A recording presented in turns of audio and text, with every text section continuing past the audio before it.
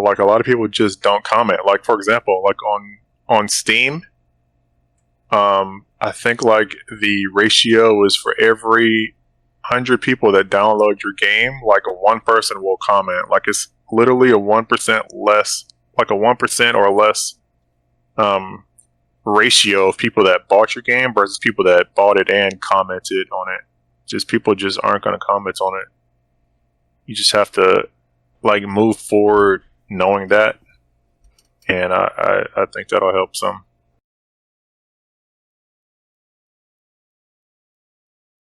Two, one. Okay. Hello everyone. It's Daxki once again with another episode of Project Vibes. Our guest for today is Vortex00. Please Hello, introduce yourself, man. my alias is Vortex00 online in most places, and I make not safe for work games. Probably most known for Chan Mako Classroom Havoc, and I have another series called Advanced Rogue Intelligence Assault.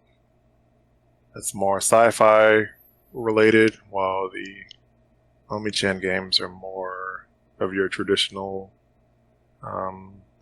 anime, more traditional anime type stuff, I guess. I see. I'm very excited for this.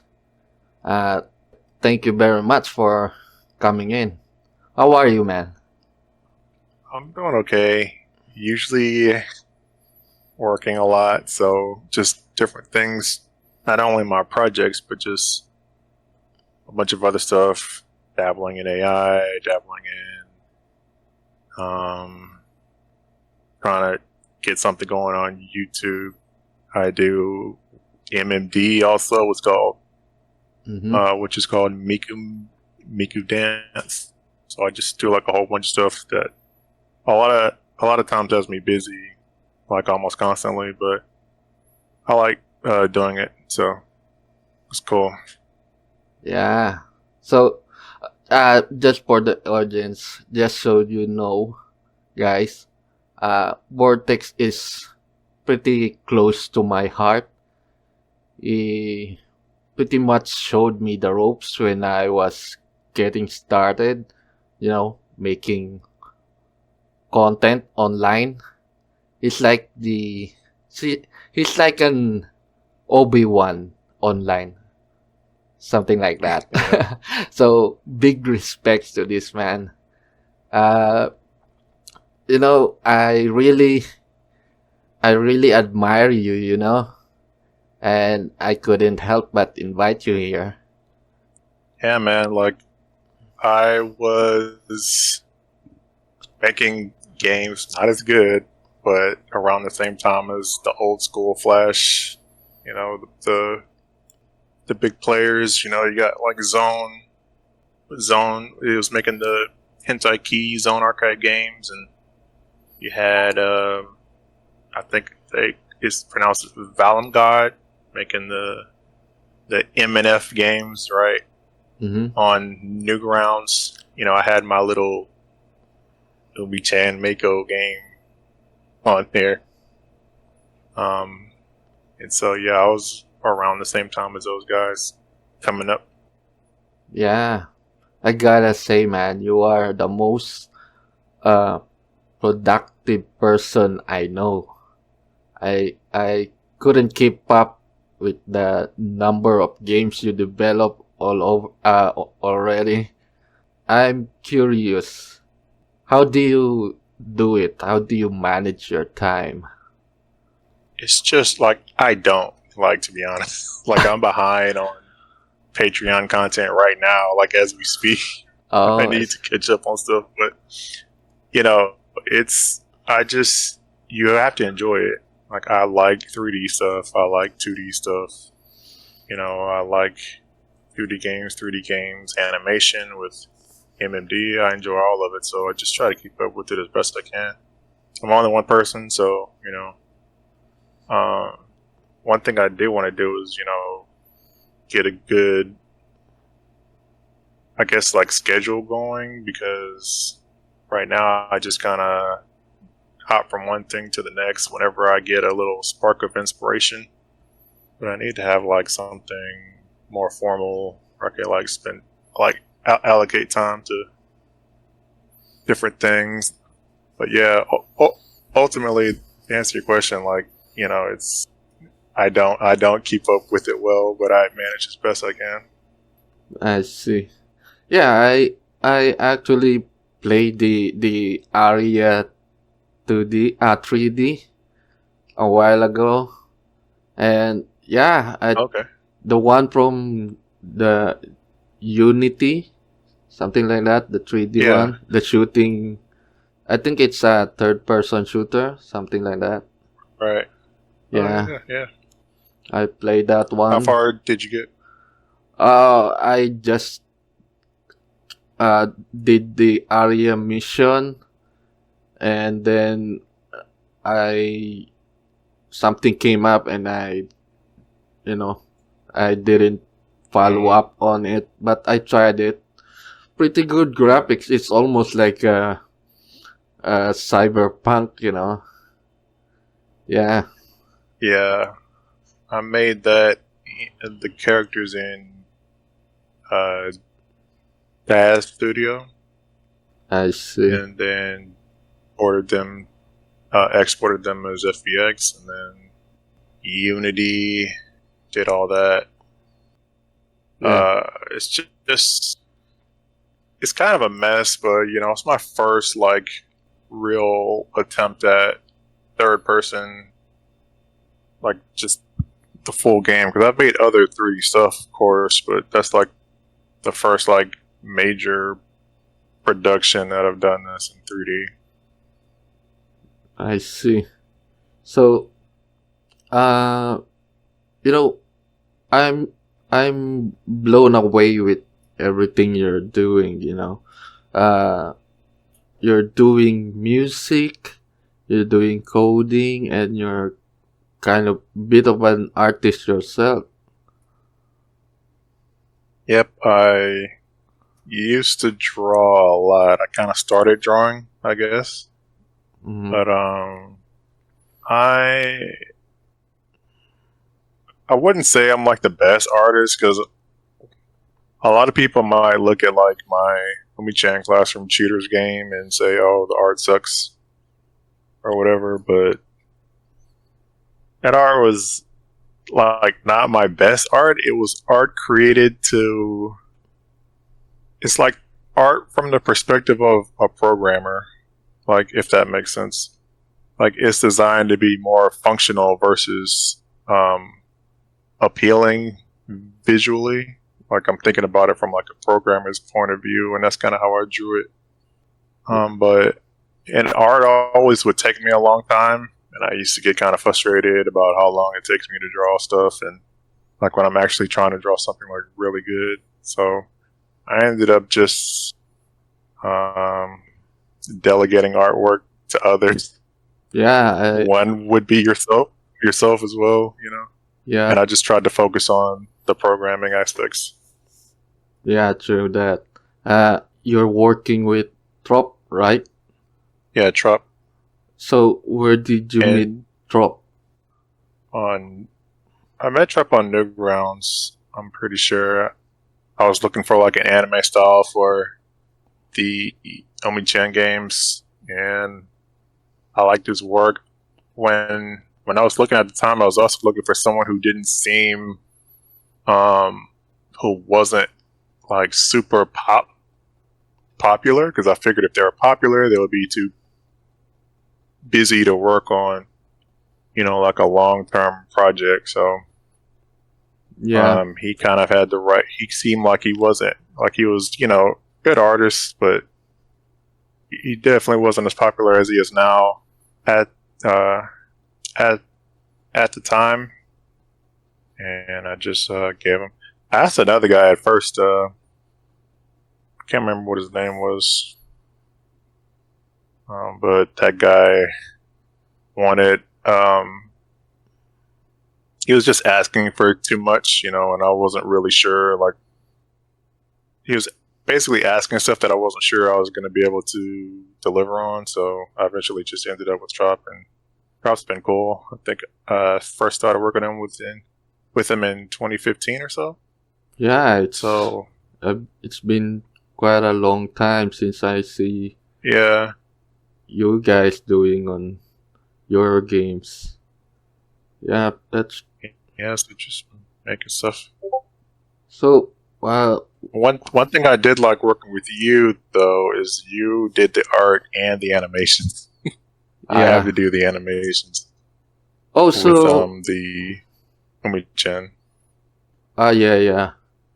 So and Trop only do the art and then you do the animation, correct? Yeah, right. Like he'll do the art and then the animation. It's like the same style. I don't know. Like I know you do like some frame by frame and then some like the tween where you'll kind of like break it up into different parts. Yeah. Like he'll do that, but when it comes to animating, I animate it, and I'm not the best animator. I'm okay, but I'm Well, mostly a programmer. I saw your animations. It's pretty good, man. You know, it's not the at my level, but Yeah, yeah, it's pretty good actually. It's more than yes, just from it's more better just than from doing it so long. yeah. So It's definitely better than like some beginner, right? But it's mhm. not like someone whose background is in animation, right? Yeah, for a man jack of all trades like you are, Yeah, right. So I'm like a jack of all trades. It's going to be, everything's going to be pretty decent, right? But it's not going to be like blown away in any one particular thing. But that allows me to, make my projects because, if I can't get a hold of somebody or, I can just do it myself, whether it's music or art or animations or coding. Like, it allows me to actually finish stuff, which a lot, you see a lot of um, like up and coming developers, they'll get stuck because their artist isn't responding anymore or not doing things at the frequency that they would like, or some life situations prevent them from being able to continue working on the project or whatever it might be. But in my case, the trade-off of not just having like specializing in one thing is I can fill in the gaps for any kind of problems and kind of push through it and be able to finish stuff. Yeah, that really works for you. But what what's your specialty anyway? I mean, I mean Uh, the stuff that you're really good at. Is it I'd programming? say I'm pretty good at programming. I mean, like what's good, right? Like it just depends on like what you're trying to make. I feel like I can make pretty much anything I'm trying to make. Like I haven't wanted to make something and then I just couldn't do it in terms of like programming. I figure I'm pretty good at MMD videos as well, just the creative aspect of it. I That's probably where I'll stop there, programming and MMD. Everything else, that's probably what I'm best at. Everything else, I'll probably say I'm like decent at, where it drops down into animation, art, stuff like that, music, things like that. Yeah, these MMD videos they are quite uh, popular. There's an audience for that.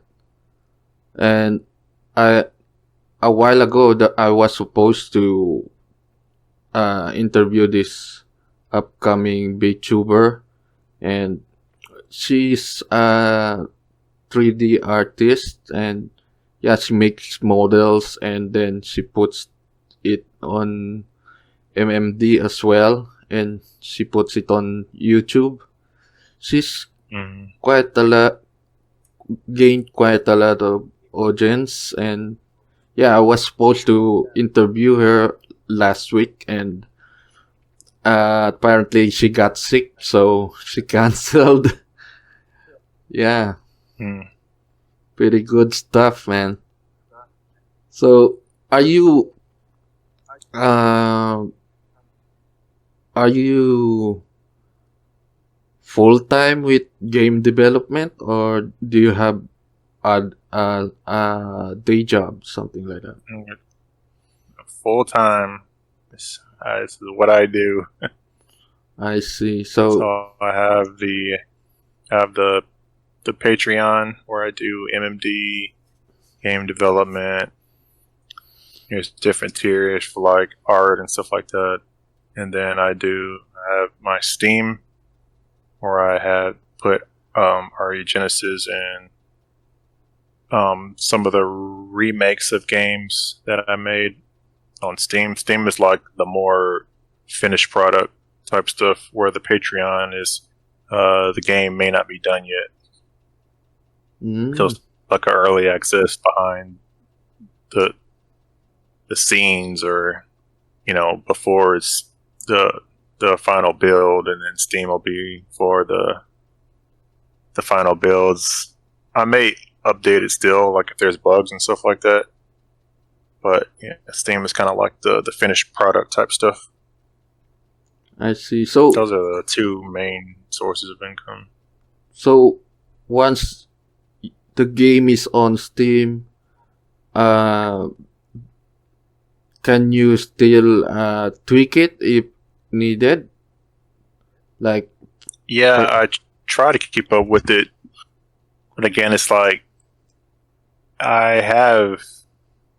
it's a lot to keep up with, right? Because now I have to keep up with checking those forms a lot to see where problems are. Like if anybody posts something where they have an issue, and then I have to go back and fix that stuff, on top of all the other stuff that I'm already doing. So every game I put out, it's something else that I have to keep up with.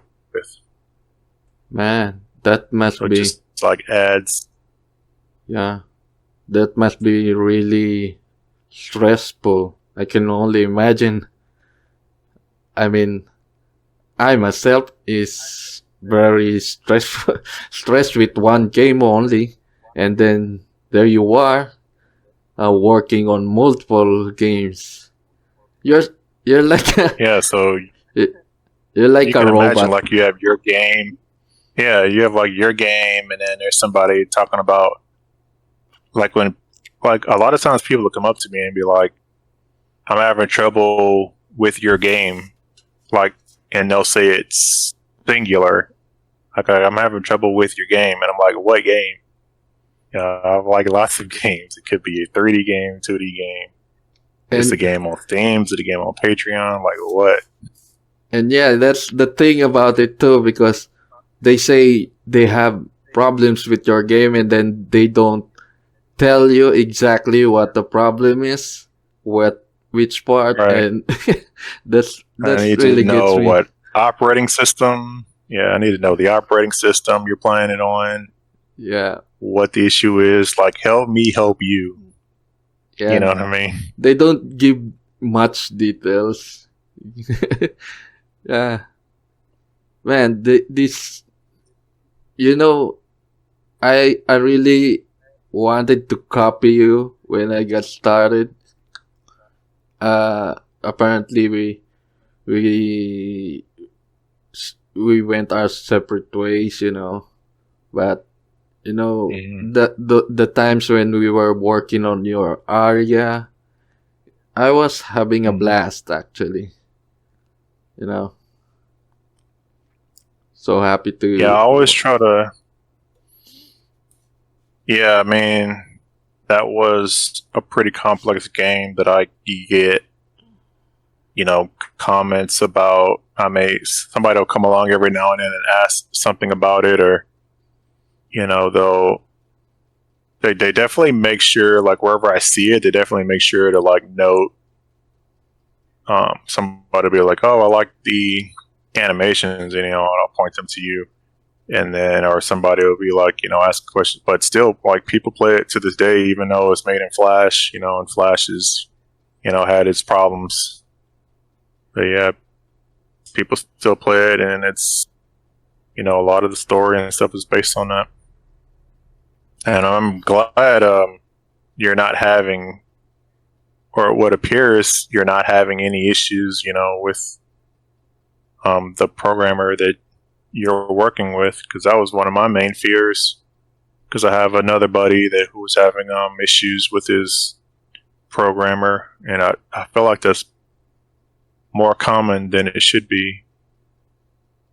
So I was just I'd kind of check in, in your Discord every so often, just to make sure that everything seems to be on track Well, with your stuff as well. yeah, PCG Rogue, is Rogue Carrier. yeah. Yeah, my programmer PCG. Uh, he's he's kind of slow when it comes to programming.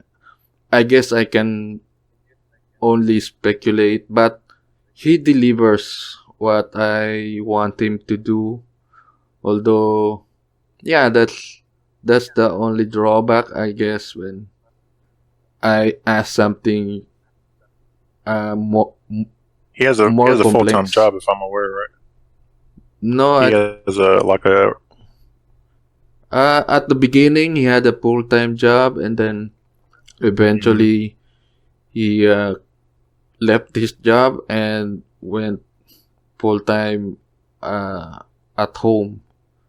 He's working at Okay. home. I guess he's taking some uh, commissions sometimes, and then he's pretty much full time on Road Courier. I will say, as a programmer, mostly, like, programming is not it. It is not it. You got to worry about bugs. That's the main thing. Like, you're translating, you're basically like gluing everything together, right? You're taking all of the art. Uh, you may or may not need to like resize it for the actual game. You got to implement it into the game. You got to code everything. You got to put like copy and paste text, assuming it's already written for you. Like in my case, it's not always written for me. I have to write the text myself, like the scripts and stuff. Put that in there. Make sure everything's spell and grammar checked. You got to code it.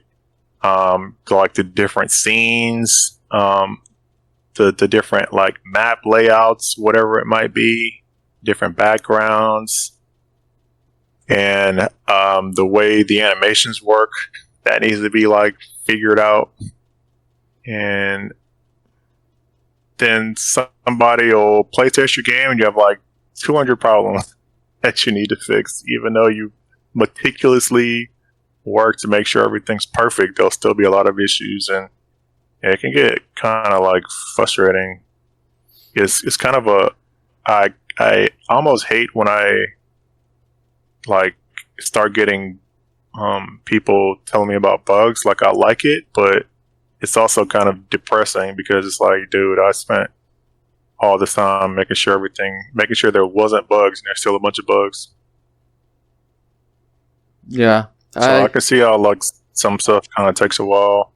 And I think recently you guys are working out getting your game working on Android. Yeah, I'm sure stuff like that like takes a while, and that's not something that you can like deliver monthly, right? When you're trying to like figure something out, like that's not like something that you can distribute to somebody, like progress on figuring out something, right? Yeah. Like you have to distribute like something feasible, like the animation or something like that. Like I can't say like, oh, I spent the entire month working out bugs and kinks or trying to fix this game. Like I can't deliver that on Patreon. At least I won't. Like I try to actually deliver something that people can consume, even if it's small or anything like that. But yeah, Yeah. it's One thing. it's like fixing bugs don't really count as far as the monthly Patreon stuff that I do. So it's kind of, but it also takes time, right? So it's kind of an issue. Yeah, I noticed that when we're developing, it's actually much uh, easier to put things together than fixing it. Most of the time, PCG is fixing bugs. Like he would spend months sometimes on certain bugs, and it's really a challenge. And yeah, I'm very thankful to PCG for sticking with me until today. Yeah. And Yeah, and you can imagine maybe that in 3D too, where you have all types of other problems. Now you're looking at frame rate falling through the floor. Your 3D graphics aren't showing right, or whatever. Your models aren't displaying correctly. There's seams on the model or anything like that, or it's all types of other issues that are introduced when you have a 3D game versus a 2D game. so it's more complex then, right? Yeah. Yeah. So Yep. anyway, I would like to ask, uh, is the Aria game still expanding? Because last I checked, you were integrating Maiko and Aria game all together. It's like they're connected. Yeah, all the stories in my games are connected with each other. Like there's a hypothetical order that you could play them in, and you'll be going through the story in chronological order. I think I want to say, yeah, Mako definitely wasn't in the original Aria Flash game, but I think I had always intended for her to be in there. It's just the story from the 3D game is a little bit different. Basically the 3D game story is a prequel to the old Flash game. It like leads up to that. Oh, I see. So it's like you created a multiverse of Yeah. games. You're like the Marvel Cinematic Universe, Well, I wouldn't even say it's a multi. Like they're on the same planet. Like in my story, like they're even on the same planet. Oh,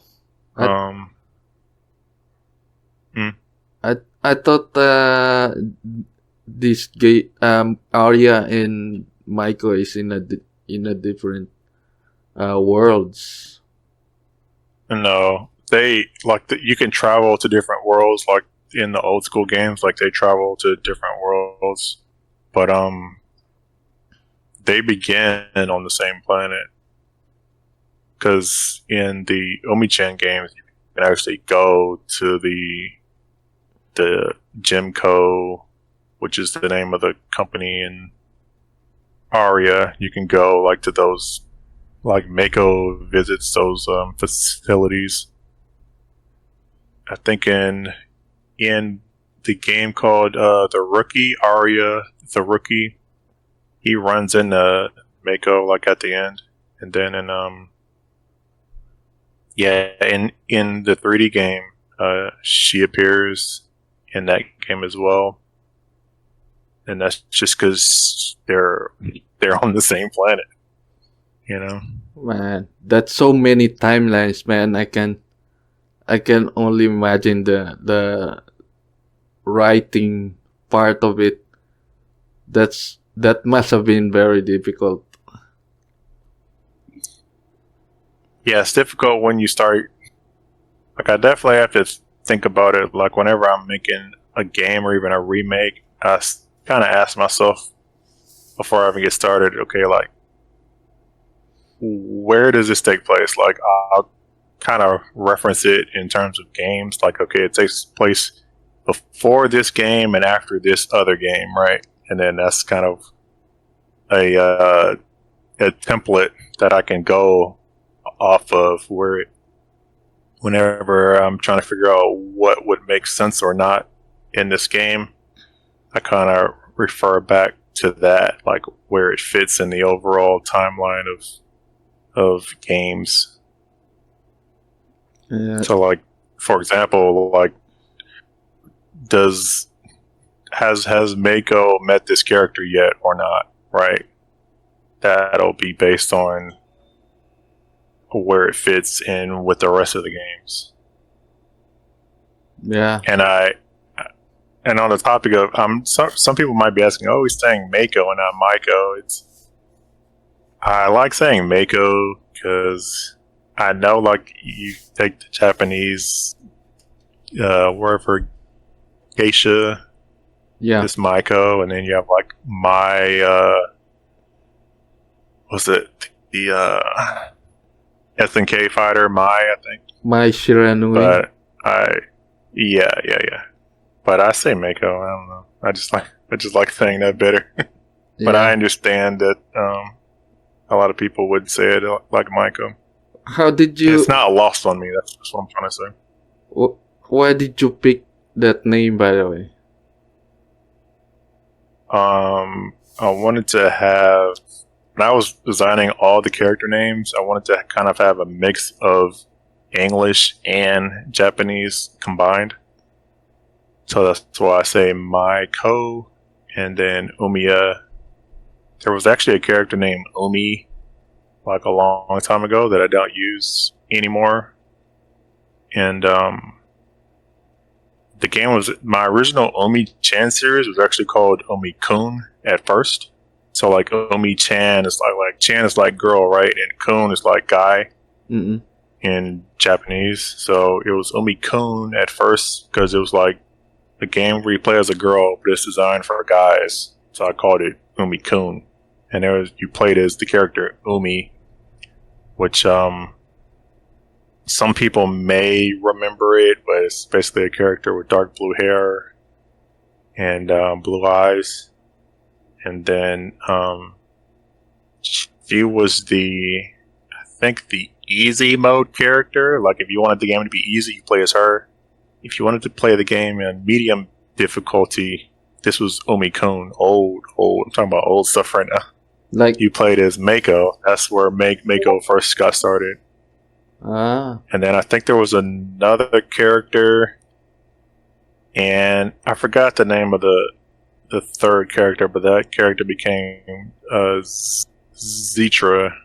Currently, that's what that character like kind of like turned into. But then I start calling it Umi-chan because I guess it just made more sense because you're playing as the female character. yeah, I guess your most popular character is Maiko, right? Maiko. Yeah. So aside from Maiko, which are which of your characters are popular? Well, you have Zitra, and she has like the long black hair. They all have like big breasts, right? And then you have she stars in her own game, Gold Omi-chan, Sarani, and then I have Arieli, which is from the REA games. That's the silver hair heroine. Heroine. Yeah, heroine. Heroine, yeah. Yeah. Those are probably the three main characters right now. There's definitely some strong support characters in there as well. You have like Jenny and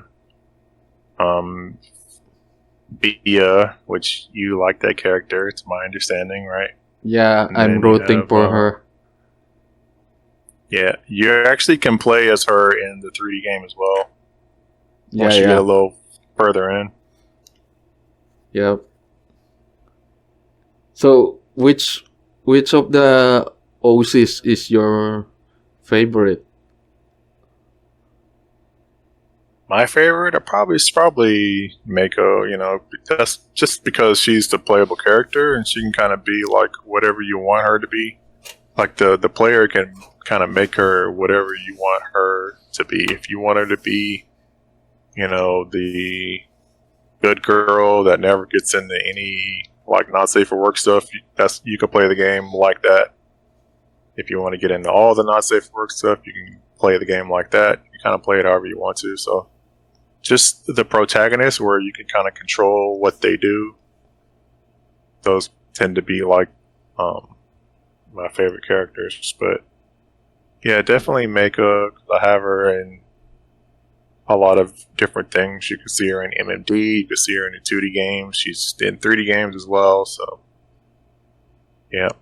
Yeah, I also saw your new design of Mako in AI. AI, yeah. Yeah. So you had a reference for her model, or did you? That that's like Laura. I first started making it on with 3D DAS models of Mako. I have a VN game. Like you see now, a lot of VN games made with DAS, DAS Studio, and it's basically 3D renders of characters, and then I'll make a bunch of images, and that makes up their game. And they have like them in different poses and stuff like that throughout their game. I started with a Mako DAS model, which is the same model that's used in Aria Genesis, and you just make different poses and stuff. And then I use a website to make a Laura of Mako from the 3D model. And then when I made good AI images, I would tweak them in Photoshop. And then I would use those current AI images along with the 3D images to make a new Laura, right? Yep. And then I would take those AI images and update them again and make a new Laura without the 3D models this time, like only realistic pictures of Mako. And that's kind of like where I'm at with my current stuff. It's a Laura on top of a model. I think I use a model called Photon in Stable Diffusion, and I put that Laura on top of it, and that's how I get that realistic. What I would view as a realistic version of Mako. Yeah. So, yeah. Based on my experience, the training of a character will probably take forever. It just never ends. My character, the OC I have, which is Halina, took me like 3 months of training. Like I will train. At the beginning, I trained on 2D, and I prompted the stable diffusion for realistic images.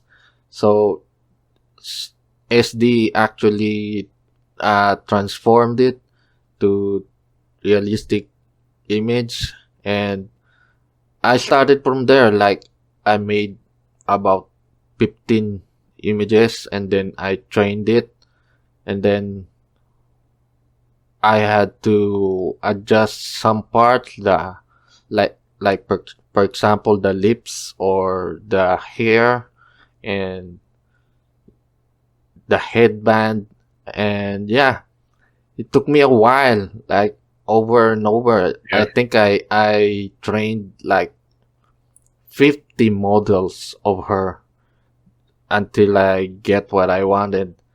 And still, I believe I'm still not very satisfied with the results it's producing. Uh, Perhaps I'm around 80% of what I really imagined in my mind. But yeah, I'm having a blast with Well, stable diffusion. yeah. What you can also do is to image to image, right, on top of your model or your LoRa. Yeah, I did that a That lot. way you. Okay. Yeah. This. Yeah, I So don't know, man. Just keep on, because it definitely takes a while. Because you'll make like 100 out of like 100 renders or so, especially when you're first like starting out. Like you'll maybe get like one or two that you can actually use, and then you may get up to like 10, and then out of those 10, you may like maybe like 6 that are actually like really good that you want to use. Because if you have like even one bad image in your training, it's gonna like throw the whole thing off. yep. That's I, that's what I've found out. yeah, you know, the crazy thing about the tool is, yeah, it's unpredictable, and you really have to force your will on it. Like it's crazy, man. I really expect it to be much easier to use. I mean, yeah, I mean, for average users that just want random stuff, I guess they are easily satisfied. But for me, as an artist, I'm looking for something specific. It's having a Mm. hard time, and yeah, it caught me by surprise actually. Yeah, like right now I'm thinking about, because for me, like my issue, like there's no way the AI is gonna know how. Like I've like given up trying to get the AI to make my character's hairpin correctly and some of the accessories. I'm just like I'm not even gonna worry about it. Ah, So as that long as one. it's I think it took me a while to get my headband on Halina working though. Uh, it, you really need to have a lot of images of her, like 200 images just to train on specific objects, like her outfit. It's considered style actually, class, style class. So you have to have images of your character in full outfit, and then train it with 200 images just to get all everything correctly. oh, when you trained it, did you do like the text? Like for each image, you have to have like a separate text file where you describe it Yeah, and you put all the. I actually did that, and I had to make a unique name for them as well that the Oh, yeah. AI tool will not recognize, because sometimes when like for instance the in Halina's hairband, uh, if you type in hairband, the Yeah, AI will you can't use hairband. the AI will try to come up with any headband, although it would be something similar to what you trained it on, but uh, it will not get it the full detail. So you have to rename Yeah, specific parts with unique name for that one. yeah. I think I would have to do that if I wanted to really get it correct.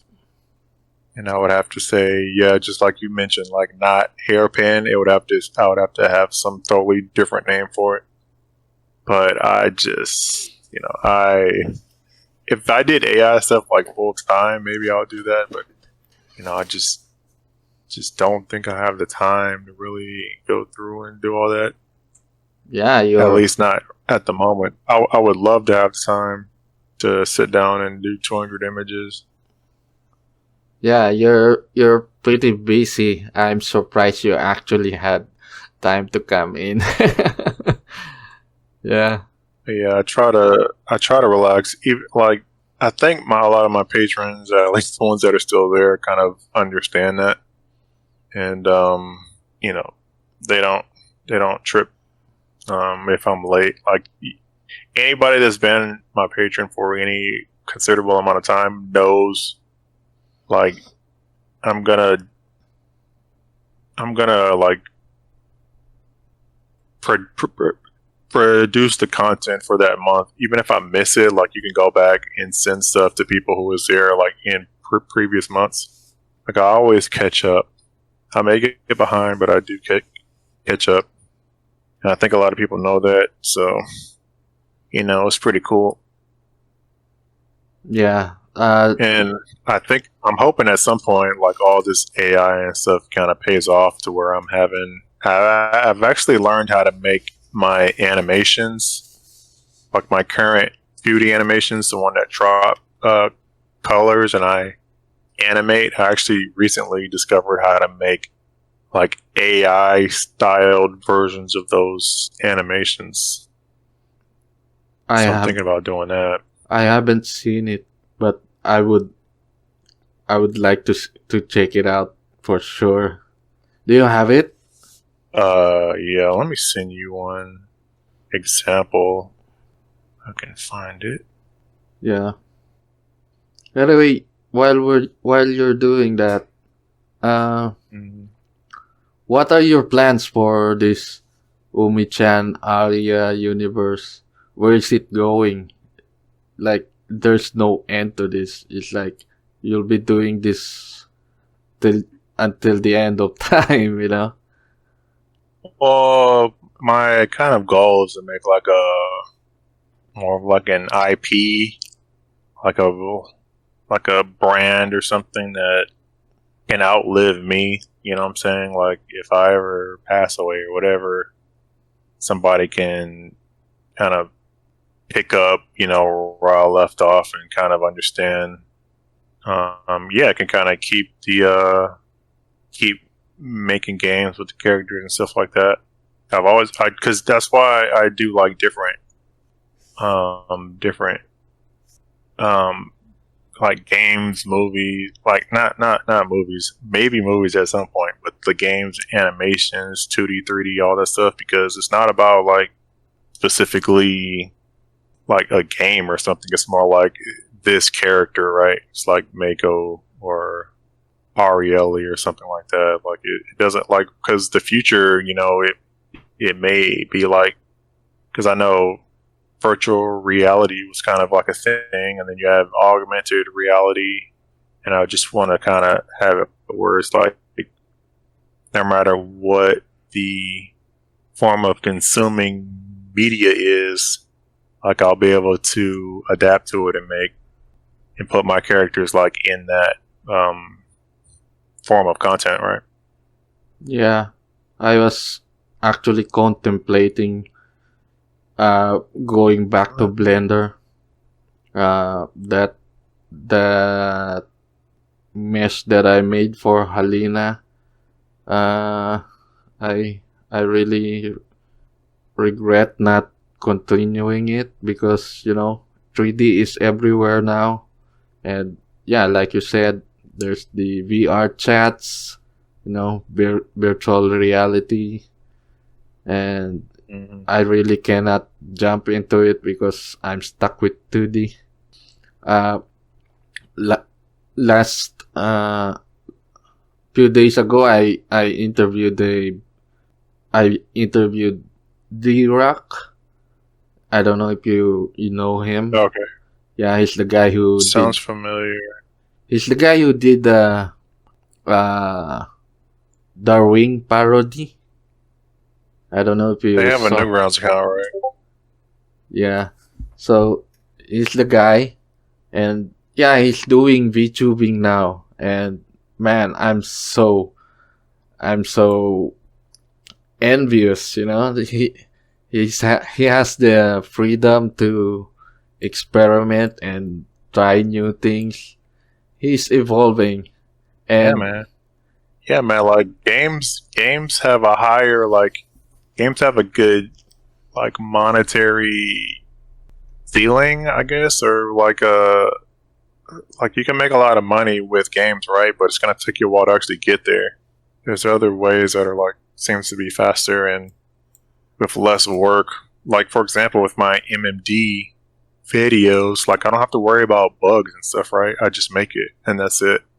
I don't have to go back and update it, right?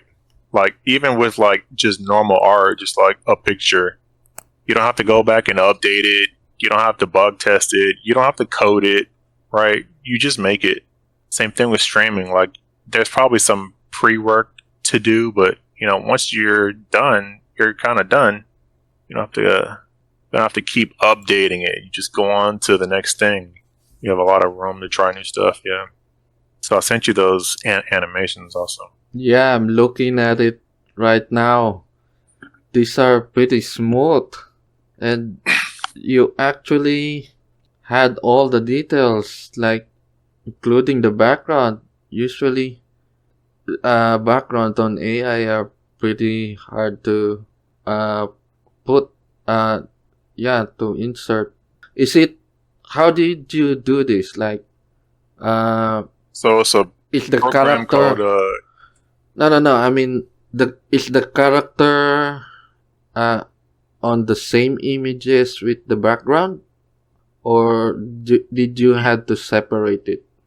So when I animated it initially, right, I did it with the tween or spine type a- animation where the background is a separate image and then the character is the different parts, the arms and the breast and all that are different segments, and I animated it.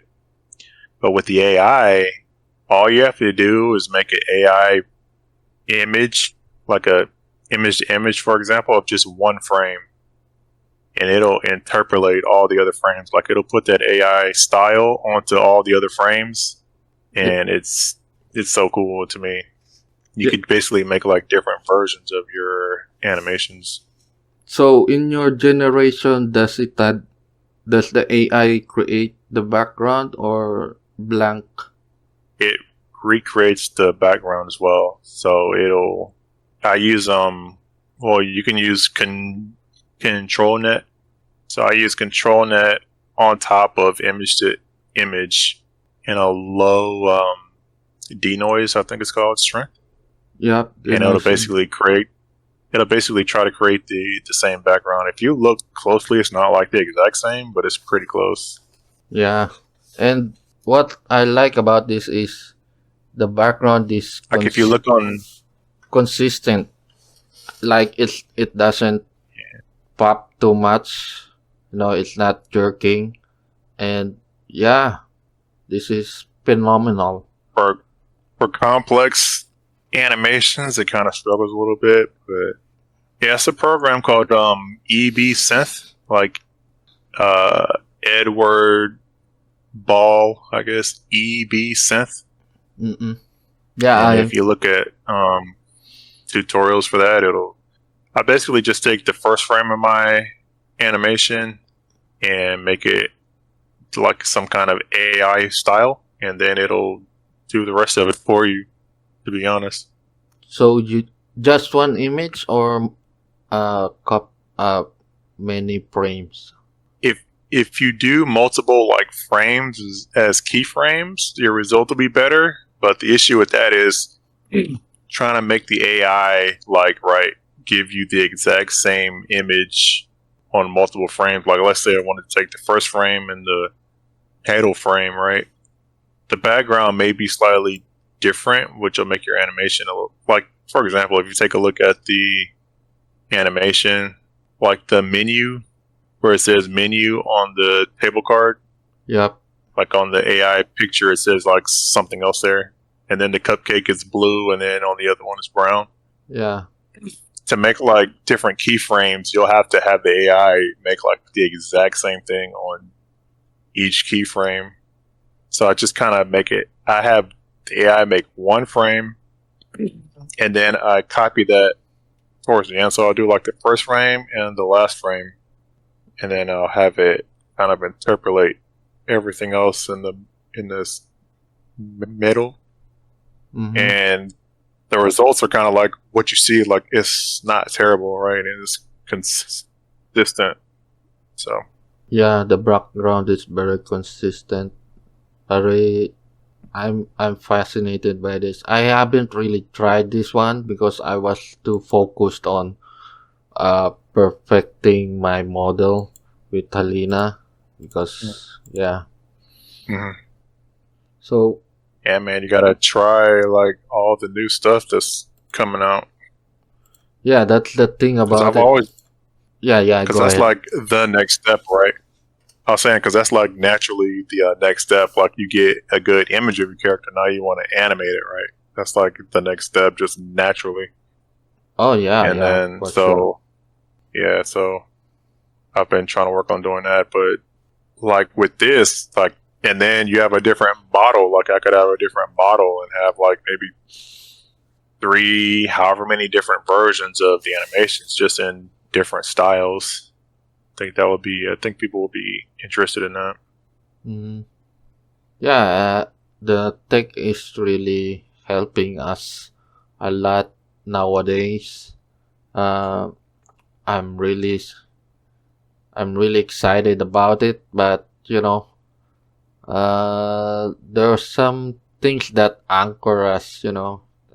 Aside from AI, I wish I could, uh, you know, I could have another me to do the Yeah. other stuff. Like double yourself, something like that. Hmm. It's so exciting. So, i- Yeah. is your audience? What did the audience thought about you using AI tools? Because mine was kind of, the Almost probably. conversation was kind of polarizing. Yeah, it kind of is with mine as well. At least last I checked. So I kind of have to work on AI almost like in secret, because it's just like, oh god. And then even if like, especially if somebody new comes in, I think like the general like thought process, I guess, towards AI is is Very negative. against, yeah, it's against artists. It's bad for actual artists and things like that. But for example, like Trop, the artist that I work with, he's like totally cool with all the AI stuff I do. Even like like what I was showing here, where I'm taking the animation that uses his art, my animation, and like making a different, basically like a different skin of it, like with a different AI style. Like he's totally on board with all that stuff. Like he's cool with it. So I have the luxury of having an artist who's definitely not on the anti AI art bandwagon. I'm not sure how well it's gonna age, to be honest, but I guess time will tell. So I don't think AI art is going anywhere, to be honest. So we'll see how well that take ages, but I think it'll get more technologically advanced and definitely not just suddenly go away. Actually, in my end, when I started, when I told about uh when I announced that I will be playing with AI, some people got upset and actually messaged me directly that they're gonna uh, quit their support. And yeah, I think I lost some support, some patrons because of that. What Mhm. about you? Did you notice something on your Um, patronage? I try not to give myself the headache of worrying about Patreon numbers. I guess one of my goals is to have Patreon as a true, like, what it's truly intended for, which is to just have, like, do, like, extra stuff. I feel like Patreon is for extra things on top of what you're already doing. So, like, let's say, like, I'm making games, right? I wouldn't have games on my Patreon per se. Maybe early builds, but it's less just whenever I have them, and it's bonus art, bonus this, bonus that. It's not the actual main content behind the scenes stuff like that. Like, I think my issue is I'm treating Patreon as like my main, like the main distribution, the main form of distribution when it really should be designed for bonus stuff. So, if you lose a Patreon or whatever, like it's not going to be that big of a deal because it's just bonus stuff anyway. And ideally, like, I would want my main income to come from Steam or somewhere else. Like I know, like Trop, yourself, there's Wilson. There's a lot of people that's like looking into different avenues, especially because Patreon, they kind of like flip the script a lot. They tend to change things a lot. Like even recently, they changed their logo and all this stuff. But yeah, I don't really look at it. I'm pretty sure some people left, but I don't post AI stuff on my Patreon, so I'm not sure. But definitely, when I talked about it in my Discord, there was definitely a very negative reception to it. So I don't really post about it that much. I just post my 2D stuff and call it a day there. My 2D, 3D, my usual stuff. But I know because I was looking in your Discord and your Twitter or X or whatever, and it was definitely a little bit of a dumpster fire going on in there. With, yeah, as you said, polarizing. Some people were on board with it, and some people weren't. Yeah, And I even polled it, but the although I hold on, let me gather my thoughts. Yeah, I made a yeah, poll, and there were three categories there. One is the against, and then the pro, and then I don't care. Just give me a good product. And the mm-hmm. majority of the votes was the third one, like just give me a good product. And Mm-hmm. I don't know, I guess I push it out because I didn't really go full AI. I guess I wasn't very confident with the AI images that I'm making. So I guess that's a factor there.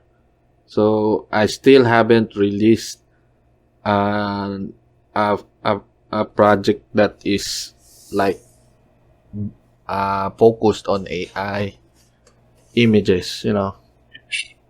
You should probably do what I'm planning on doing, which is just like releasing bonus material that's AI, like AI images of your character and stuff like that, as bonus stuff, and then kind of see how people, um, you know, die, uh, digest that, Yeah, and then if it's good, then go into, because there's already like people making full games with AI, just AI stuff yeah, I believe by so. itself.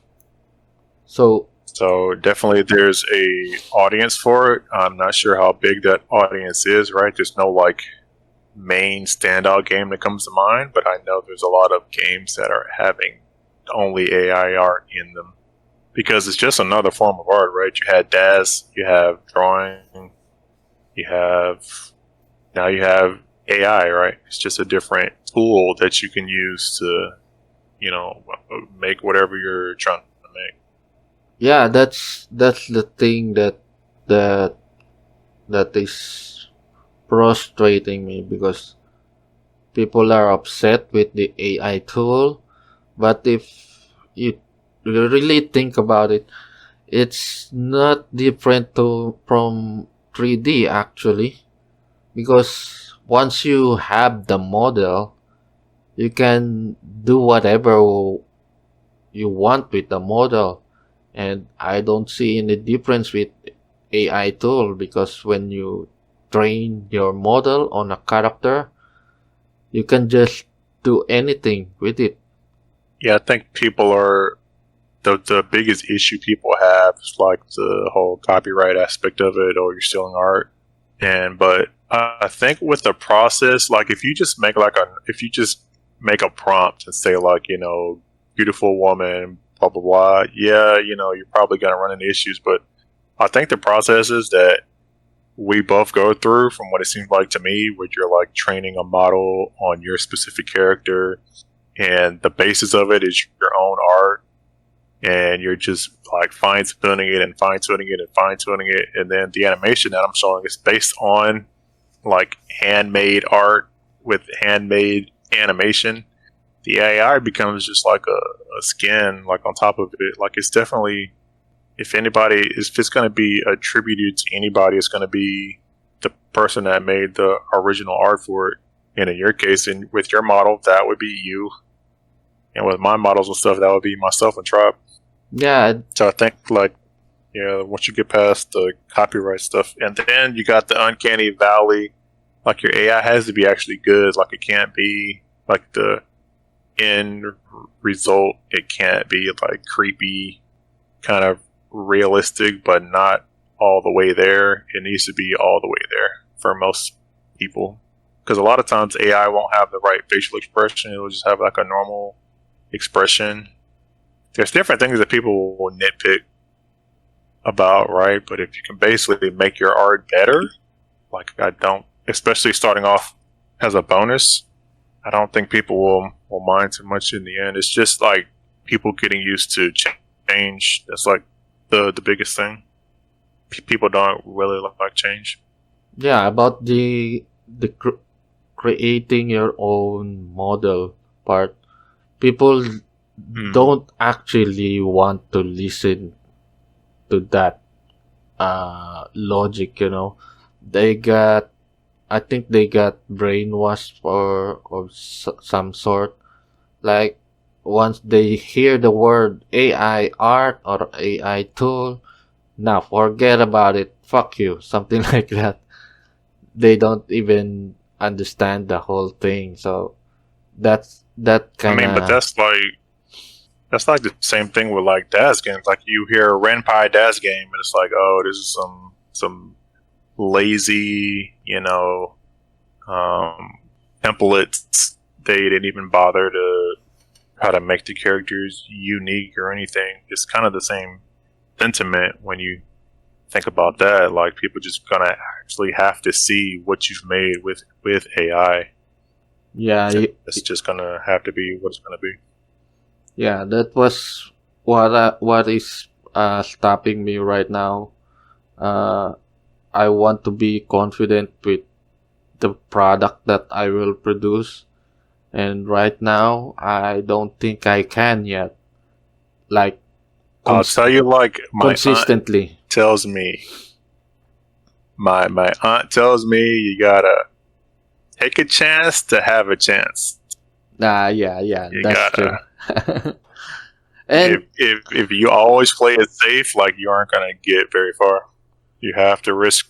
You have to take a yeah. You have to take that risk. Step out into the unknown and make it work. You know what I mean? yeah, that's true. And there's also this thing when when couples are having a fight, they say Hmm. if the man is angry and he walks away, that means he will come back. And if the man is smiling and goes away, that means you will never see that person again. So right now, what's going on is pretty angry with AI. So maybe in the future they will come back because they were angry when they left. So Hmm. yeah, I that's what I'm thinking right now. I don't know if it Yeah, I makes think sense we're to you. like, yeah, it makes sense. I think that's what I'm saying. Like we're just in like the early stages. I think when for example, when adult games first came to Steam, you had a few standout games, and then you had like a lot of like hentai puzzle, like crapware, where it's like very lazy made games. Now you're just starting to see like some, as of recent years, you're starting to see like a well developed games. It just those well developed AI games are gonna take longer to make, right? Because there's more effort put into them. So once those games start releasing and people start seeing like pretty good stuff that you can make with it, then they'll change their tune. Hopefully, we'll see. Yeah, it really boils down to the product. You have to give them a Yeah, good product, like I did in the poll. So yeah, I really need to give it more time. But yeah, uh, the sad like part. so like for example, you mentioned you spent 3 months just working on your model, and you think it's only maybe 80% done. There's people that are like well into their actual game making AI. They'll just take like a normal image, like just random prompts, and make stuff from that. Like they aren't training models and doing all that stuff like what you're doing. Yeah, and I guess I need variety as well because I'm too focused on Rogue Courier, and yeah, it's almost done the game. Uh, I think we're Mm. gonna wrap it up this year, and Oh, that's yeah, like in a few months. You're gonna be done in a few months. yeah, I think because I we already set up the ending. No, although Mm. it's a cliffhanger ending, but I think Okay. it Spoiler alert. it's a complete game. I can be confident that it's a complete game and everyone's support was not in vain. I actually Yeah. managed to complete the game. It took so Yep. long, man. Man, that I it's I would unbelievable. say Yeah, I the would say if you learn anything from me, is complete your damn game. yep. Complete the game. Don't jump into new projects unless you don't complete what you're working on. Complete it. Yeah. Unless it's designed to be like a prototype or something that you intended not to finish from the beginning. But yeah, if you intended to finish it from the beginning, even if it's cut short, I always try to at least finish it. I try to, Yeah. So and yeah. then I'll go back and remake it. I'll go back and remake it. Oh yeah, yeah. I remember you talking about it some time ago about my art because I keep retouching my art. I keep revising it, although it's already done, and I still correcting. I do revisions. It's kind of like that, right? Yeah, I have that issue, but it's like on a larger scale because I'm remaking the whole game. Like I have Nami-chan 2 Goofs and then the remake. Nami-chan Sarani and then the remake. Nami-chan Satoru and then the remake. So, and then I'm working on other remakes, but it's just a lot of that stuff is because of Flash, though, because you still, do you still make stuff in Flash, like from time to time, or what? Or you just totally abandon it? No, I actually abandoned it now because uh they they they stop you how do you call this? I mean Working the in the Adobe Flash Player is mm, no longer working on browsers, in the right? browser, Yeah. So yeah, all those websites that are importing the our flash files mm. they could not post anymore, and I think they died for some reason. I don't see those websites anymore, and yeah. Let me look. Oh, okay, hold on. Someone's on the door. I'll be right back. Wait. Okay,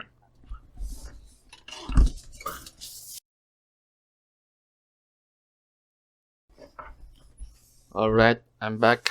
Sorry about that. Some yep. delivery came in for in for my partner. Uh, Mm. where were we? Forgot.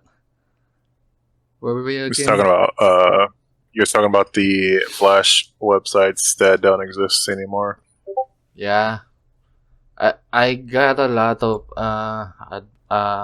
cloud from those websites. They really helped me. I was Mm. rooting for them to post my stuff on their websites, and I get free advertising.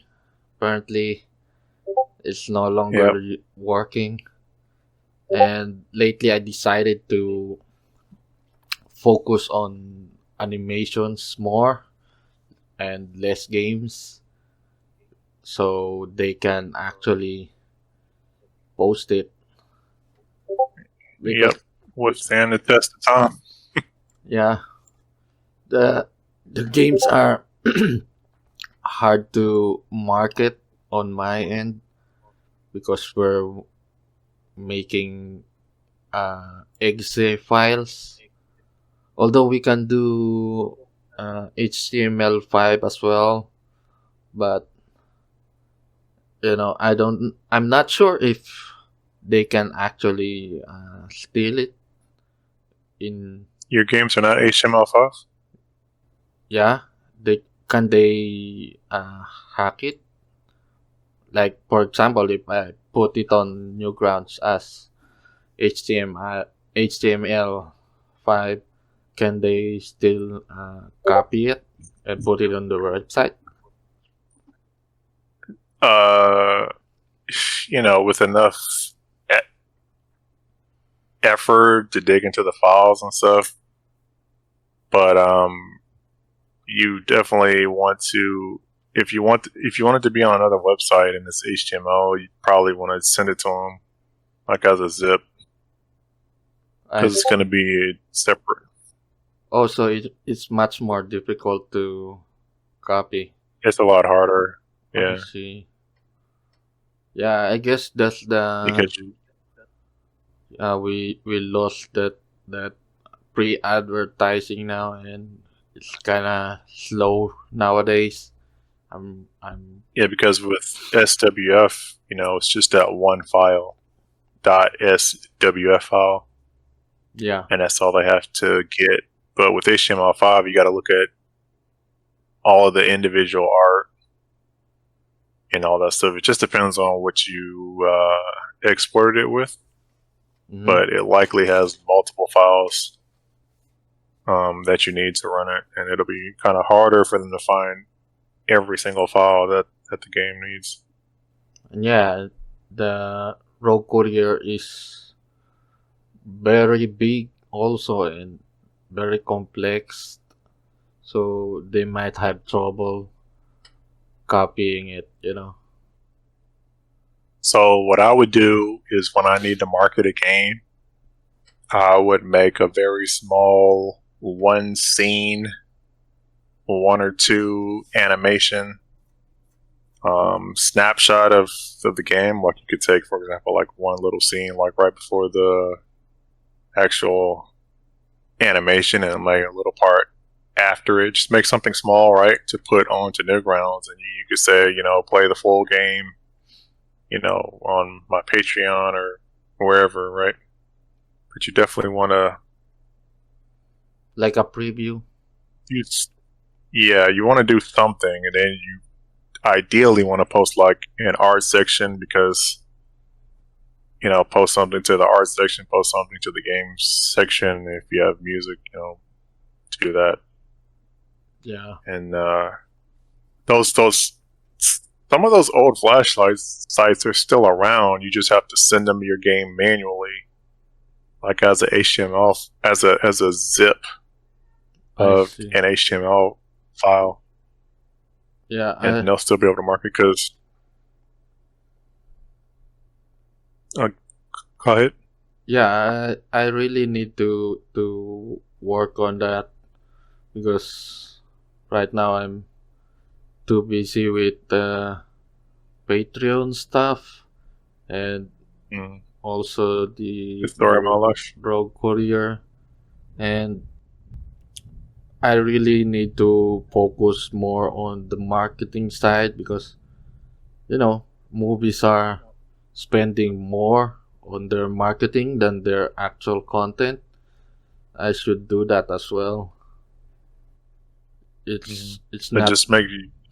It's not good to just produce a content when you're not even gonna expose it. I mean, what's the use? Well, you just have to enjoy it. Like that's one thing I was saying. Like it could be like one person sees my work and like I'm fine. Like it's not that big of a deal to me. That's why I don't post that much. But when I do, I'm trying to market it for Steam or something like that, I'll definitely make like previews and stuff. That's when I'll go into marketing mode, right? And I'll start making previews and art and stuff and posting it around on different sites. You got to go into Reddit stuff as well, like Reddit, Twitter, or X, right? And then all these different little individual websites. Because it used to be, you could post your game onto Newgrounds. All these different websites will take your game and put it onto their site, and you're good, And now they can't really do that. So you have to. I would even post on the itch.io or itch.io, like however you say it. Itch.io. Post it on there. Post it on. Post it on there. Post it on Newgrounds. Any website that holds games, like where you can post adult content, you definitely want to post at least like a preview, even if it's just one animation or something. Yeah. So because on Newgrounds, you want to post in the game section, like some kind of playable scene. In the video section, you want to post your animations in video format. And on the image section, you want to post your art. That way you get the full audience of Newgrounds, right? Yeah. So, how is Steam, by the way, since your game is in your Steam now? How's it going? Steam is... What's your I tell everybody to try experience there? It's definitely a lot of setup. It takes a long time to set everything up, but as far as income goes, it outclasses Patreon by a lot. Like I've made probably with Aria Genesis, the 3D game, it's made way more than the other two games on there. It's basically what I would make on Patreon in the whole year. I probably made on Steam in 2 months, right? Wow. From that game. Damn. So yeah. Aria is more There's a popular. lot of people on Steam. Yeah, it's bigger market there. Well, yeah, I think like the people like it's different market. That's kind of the issue I have too because I do like 2D, 3D. It's different markets for that stuff, but I think on Steam people definitely like the 3D stuff more than the 2D. From my experience, because you have other 3 games that come to mind, like Orc Massage. That game got a lot of people playing that. A lot of people, and there's the what was it called? The Subverse, like those guys. Like that's the animations for that are 3D. You have the SFM crowd. That takes the 3D characters from games or something, and they'll make like the adult animations from them, like the Blender stuff and all that. I think that's like really popular. So, and people want, like, from what I could tell, people want like more than like a visual novel. Like they want like an actual gameplay on Oh, Steam. I see. So, how did the Steam crowd took your game? Uh, how did they welcome it? It's mixed reviews now, but it's like 1% under positive. But a lot of the negative reviews were complaining about stuff that I feel like is outside of my control. It's just 3D, just the nature of like 3D games. Like I can make the game right, but I'm not like a optimizer. Technical issues, like the loading. People say like, oh, I have these hardware specs. Like I feel like people will take the very minimum hardware specs, and then if the game is a little laggy, they'll downvote it. And it's like, man, those are the lowest hardware specs just for the game to run. Like that's not saying that it's gonna run good. So I feel like, and I also can't account for what else you have running on your computer. So if you're running the Aria game and you have like 30 web browser pages open, you have Discord running, you have Steam running, you may be streaming, so you got OBS Studio or something else running. There's a bunch of stuff running on your computer. Yeah, the game's gonna go slow. Like I can't know what else somebody has running on their computer as to why it may be lagging or the loading screens take a long time, because when I test it, it's fine. So it's hard to diagnose each individual person's problem. Yeah, that uh must be giving you some headaches. All the complaints, Yeah, and it's not actually your fault. Man, that I would be yeah, depressed with that. yeah. You just have to like just take take a step back, and just come back to it later. Yeah.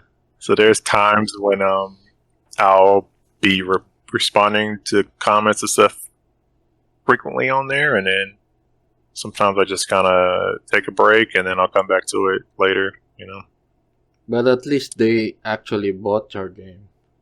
Yeah, it came out at the same time as the Hogwarts game, like the big Hogwarts Legacy, I think it's called. Yep. So if you had adult content viewable on Steam, it was literally like right under that game. Wow. So I think that helped it. I'm not sure, but yeah, it's definitely a lot of income that's been helping me out, So and I will. it's a lot better in Steam. You're saying. Yes, a lot better. I feel like Steam is kind of how game development should be. and not how I have it on Patreon, where I'm making a new playable build every month.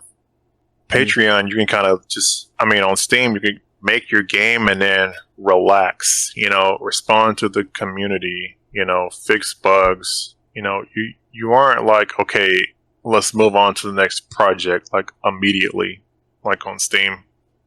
If I could have a full-time income on Steam and just have the Patreon as like bonus stuff, like that's the point I'm trying to move to. I'm trying to make Patreon just very casual, extra stuff, and hopefully incorporate some of this AI stuff into it because I enjoy that. I see. So, yeah, all this work that you're doing, and how's your mental health? Are you still in good condition? Because mine is not already. No, It's already having troubles. What about you? I'm doing fine. I think I'm just hardened because I've been on the internet a while. I've been doing this for a while, so I remember a YouTube video from I think iDubbbz. That's what he made, like a video just like shitting all over my Umi-chan Classroom Cheaters game. And I think that was my first like exposure to people like ridiculing me and like making fun of me, like. And you kind of look at him now, and he's like, that didn't really like work out in his favor. I'll just say it like that. And for me, like, I'm still doing fine. I'm still doing the same. Like, I'm still here. It's not that big of a deal, right? Like, you just can't be bothered by the negative comments. You have to look at the positive stuff. But the issue is like, a lot of people, if they're fine with your game, they won't post anything. And if they don't like something about your game, like that's when they're going to post something, right? They're only going to post something if they don't like something. So you have to look at like the silent majority more so than the vocal minority, right? Because if they're fine with your game, there's really no point in commenting, right? Some people might say, "Oh yeah, good job" or something, but if they're fine with it, they're typically not going to say anything. So you got to kind of try to figure out how many of those people that you actually have, and just not worry about the negative comments so much. You definitely want to take constructive criticism, right? But yeah, man, just go at your own pace. Have a goal in mind. Maybe make incremental goals if that's what you need to do. But yeah, I just don't let the negative comments bother me too much. I've seen it, heard it all. I just, at the end of the day, I know what I'm making. I know the work that goes into it, and I know there's an audience of people that enjoy what I make. So, again, like I was saying a while ago, like if only one person sees my work, I'm fine. I don't have to have a big crowd. It would be nice, I kind of want to work up to that, but I like figuring out stuff like working under the radar and just only coming up to the surface for people to really see me, like when I'm ready to really like show something to the world. If people see my stuff like before it's done or anything like that, like I can't be bothered by the comments because I'm not done. Like it's not ready to show. Like people that kind of steal my work before it's done and put it on websites and stuff. Like I cannot be bothered like by those comments too much because I'm literally not done. It's just, I don't know. I guess it's just I've just been around too much. I'm battle hardened. Yeah, that's what I I have admire thick with skin. you. That's very admirable, man. And I'm kind of, you know, I'm very emotional sometimes, and yeah, it gets to me. And yeah, luckily, the audience on my server are Mm, silent, so that ties in what you said earlier. So they yeah, probably fine with my work, and I guess their silence is, I'm misinterpreting it. So yeah, it's very comforting that you said that. So that's yeah. very I would say encouraging. like yeah, like no news is good news. I don't know if you've ever heard that saying. Um, Now you don't want to mistake the silence with people like not caring, like they're silence because nobody's there, right? You don't want to misinterpret it as that, but if you've got people and they're just you make make something and there's not a lot of complaints and not a lot of hey man, good job and all that, you can assume that you know most of those people just don't, or like a lot of people just don't comment. Like for example, like on Steam, I think like the ratio is for every 100 people that download your game, like a one person will comment. Like it's literally a 1% less, like a 1% or less um, ratio of people that bought your game versus people that bought it and commented on it. Just people just aren't going to comment on it. You just have to like move forward knowing that, and I think that'll help some. Yeah, at least you're giving me some idea now and what to expect in case I release my game on Steam. So thanks Because a even lot. I was saying, hell yeah. Um, Even I was just saying earlier, like, yeah, I go through your Discord and I'll check stuff out. Like, even when you was posting about the AI stuff, I was watching, I was lurking, but I wasn't commenting, right? I was just watching. I think a lot of people, just kind of just look, and wherever Yeah, the chips fall, that's yeah. how it is. I think most of my audience is like lurkers like me. I guess that Mm.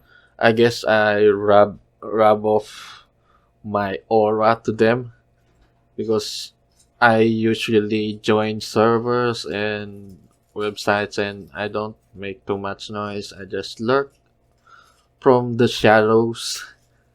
I'm like a gray man. So I guess they're like that as well. They don't really make too much noise as well. They're very quiet. Yeah, I think like when you do everyone, like if you ask for feedback, like I'm sure that you'll get it. Like if you want to ask a question, like when you took your poll and stuff, I'm sure you got like a lot more response for things that you actually asked. But if you're just like doing your thing, like posting and stuff like that, I wouldn't worry about not getting the constant like cheerleading, hey man, I love your stuff. Keep on going, whatever.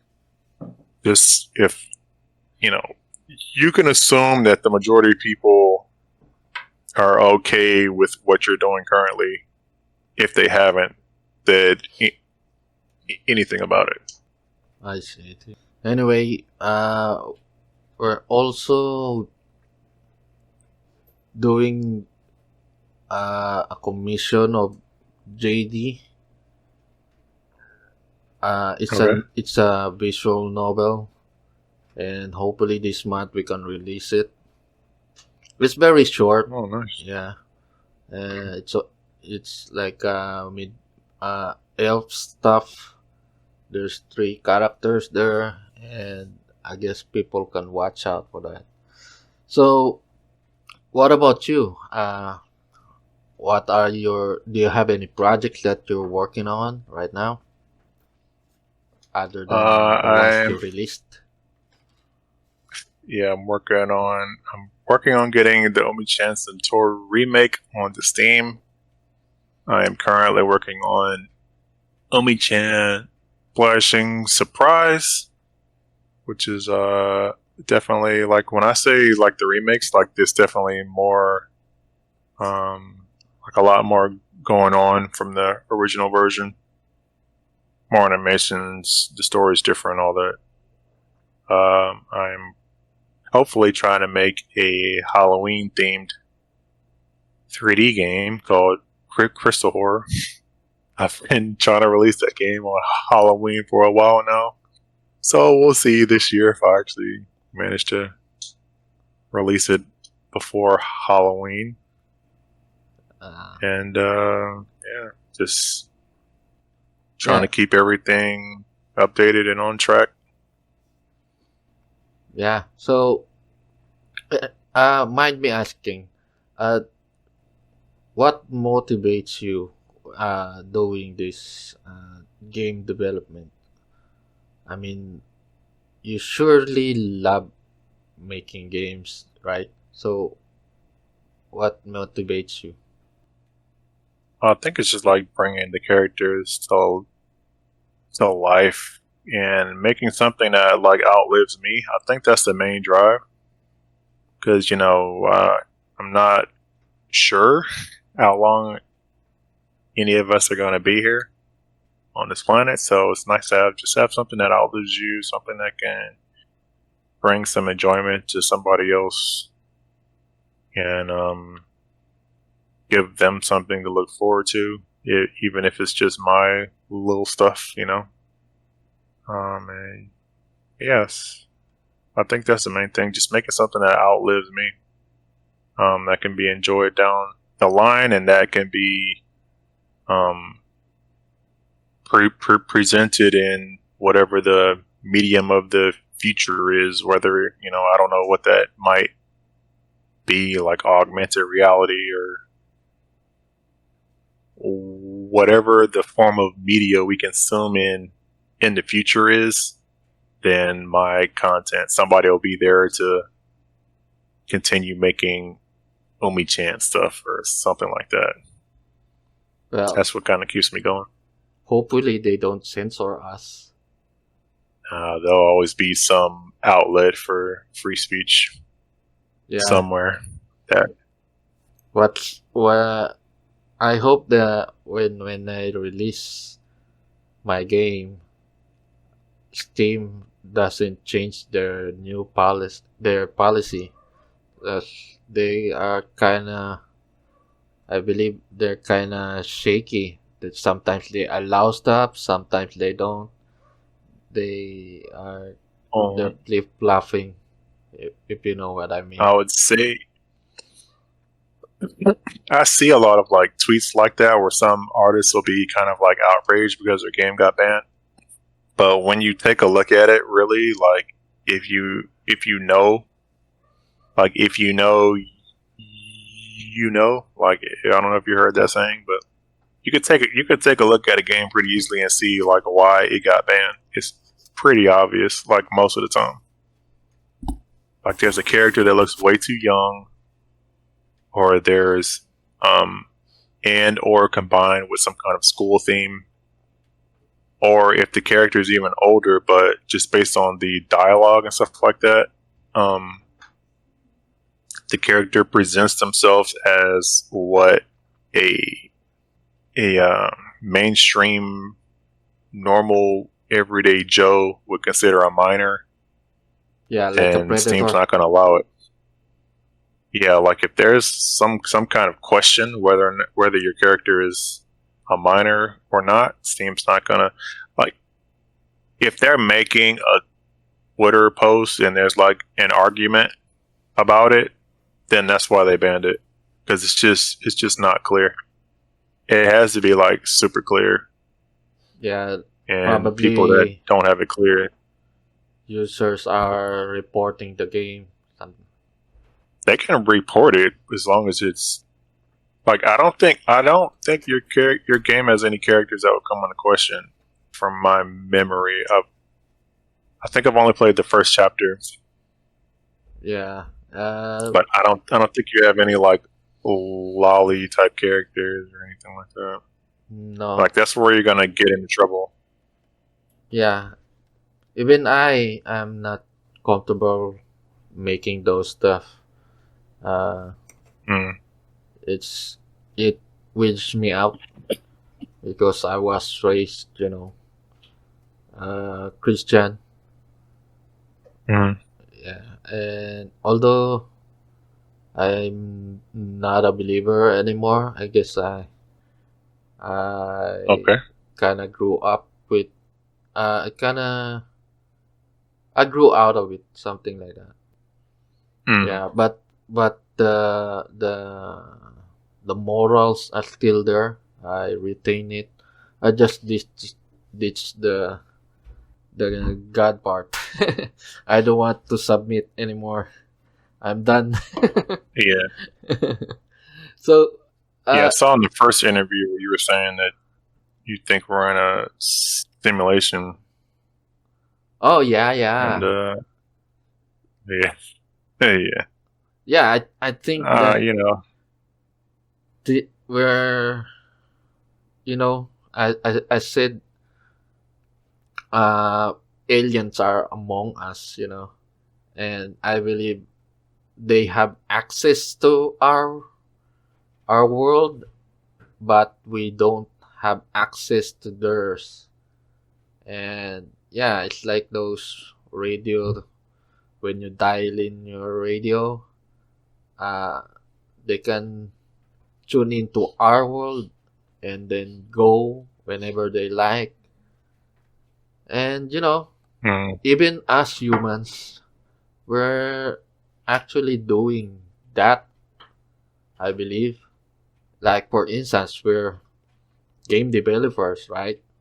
So Yep. we have access to these worlds like games and internet. So let's say you play a MMO game, right?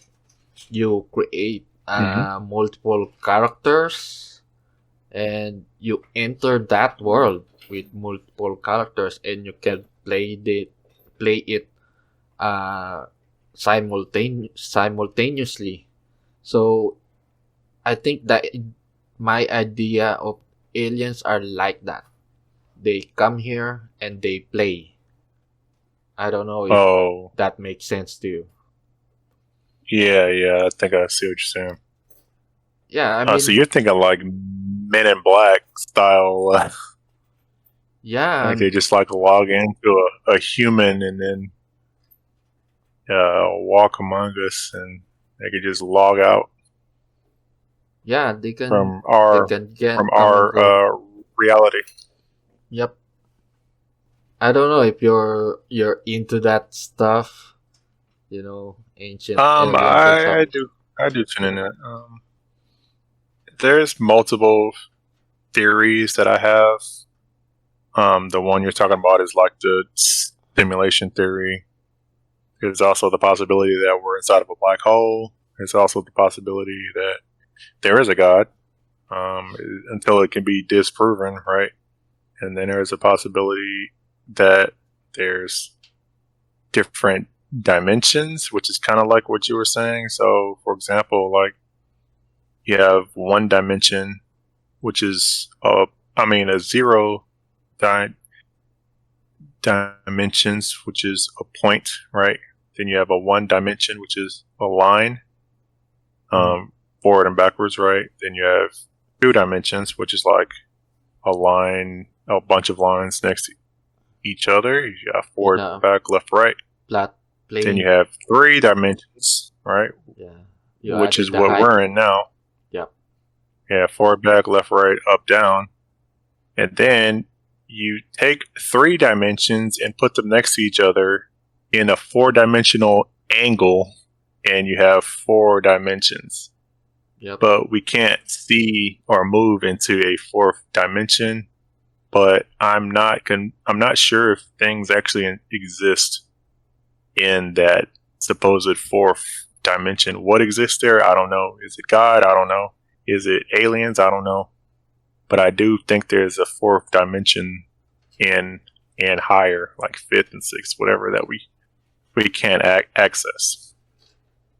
That's kind of what I'll say on that. Whether it's God or aliens or whatever it is.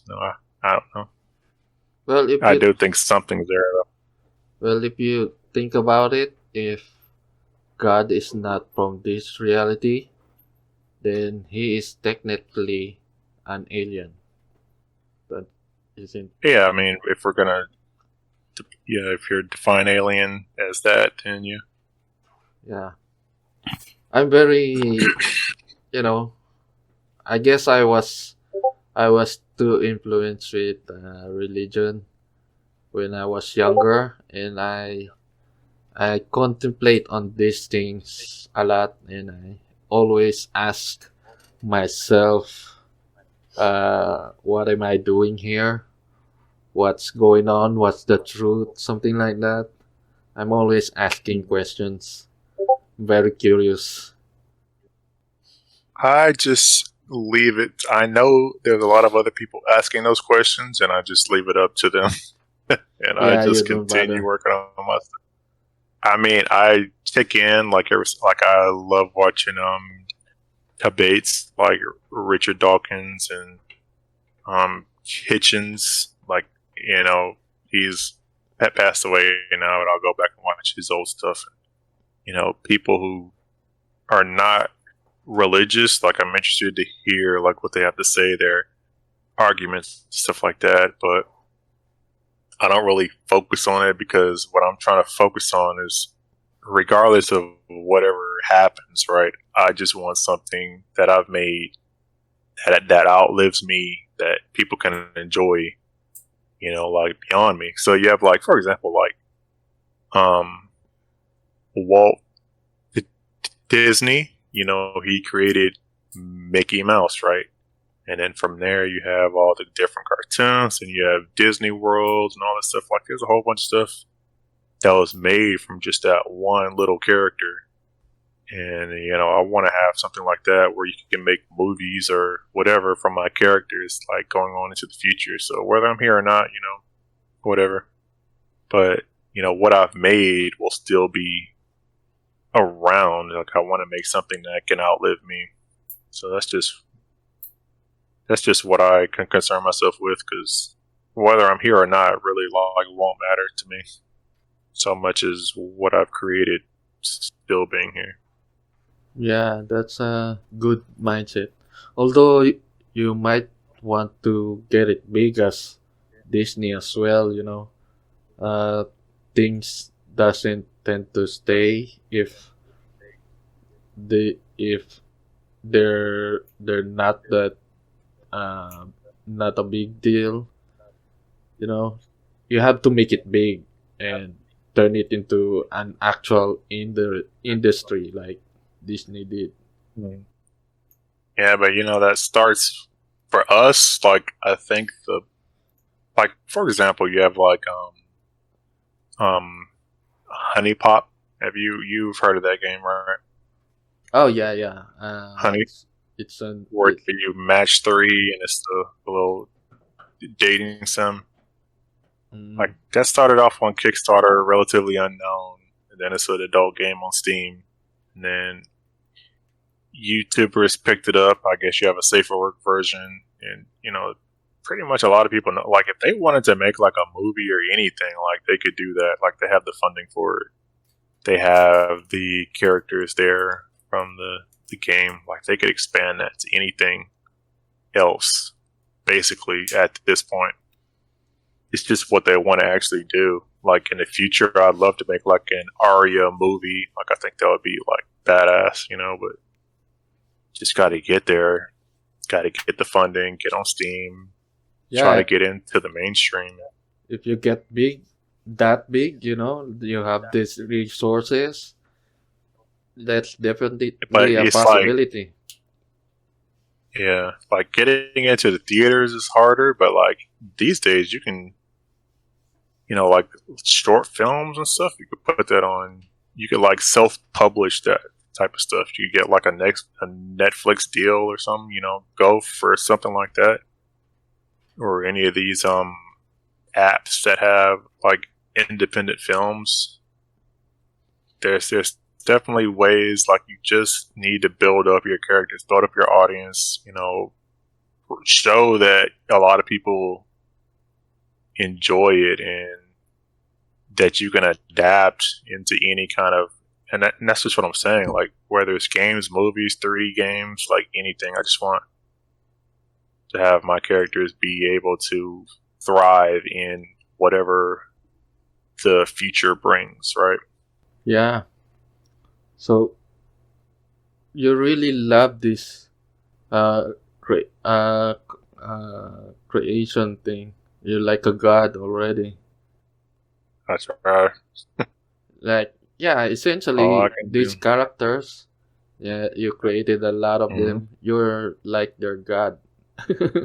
I guess Yeah, if you that's want what to we think of are it, to them. yeah. Yeah.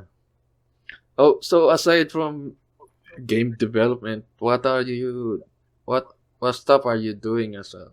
Do you have any uh, hobbies, or do you like sports, movies, music, anything like that? Um, all different kinds of music. I recently went to a Renaissance festival, local.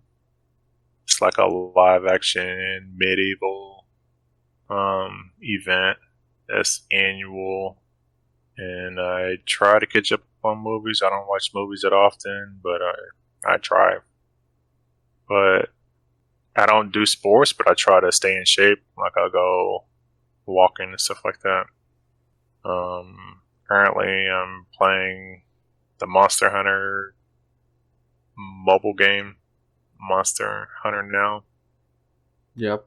But yeah, other than that, like, I really do enjoy working on my games and projects and different things like that. Like, that's essentially my hobby. Like, I don't do that just to get money on Patreon or something. Like, I actually enjoy it. Like, I was doing this stuff before Patreon even existed. Like, I used to make articles about how to monetize adult content and things like that, because there was no Patreon. Patreon came around in 2014, I believe, maybe the end of 2013. Yep. And I started my website, I think, in 2011.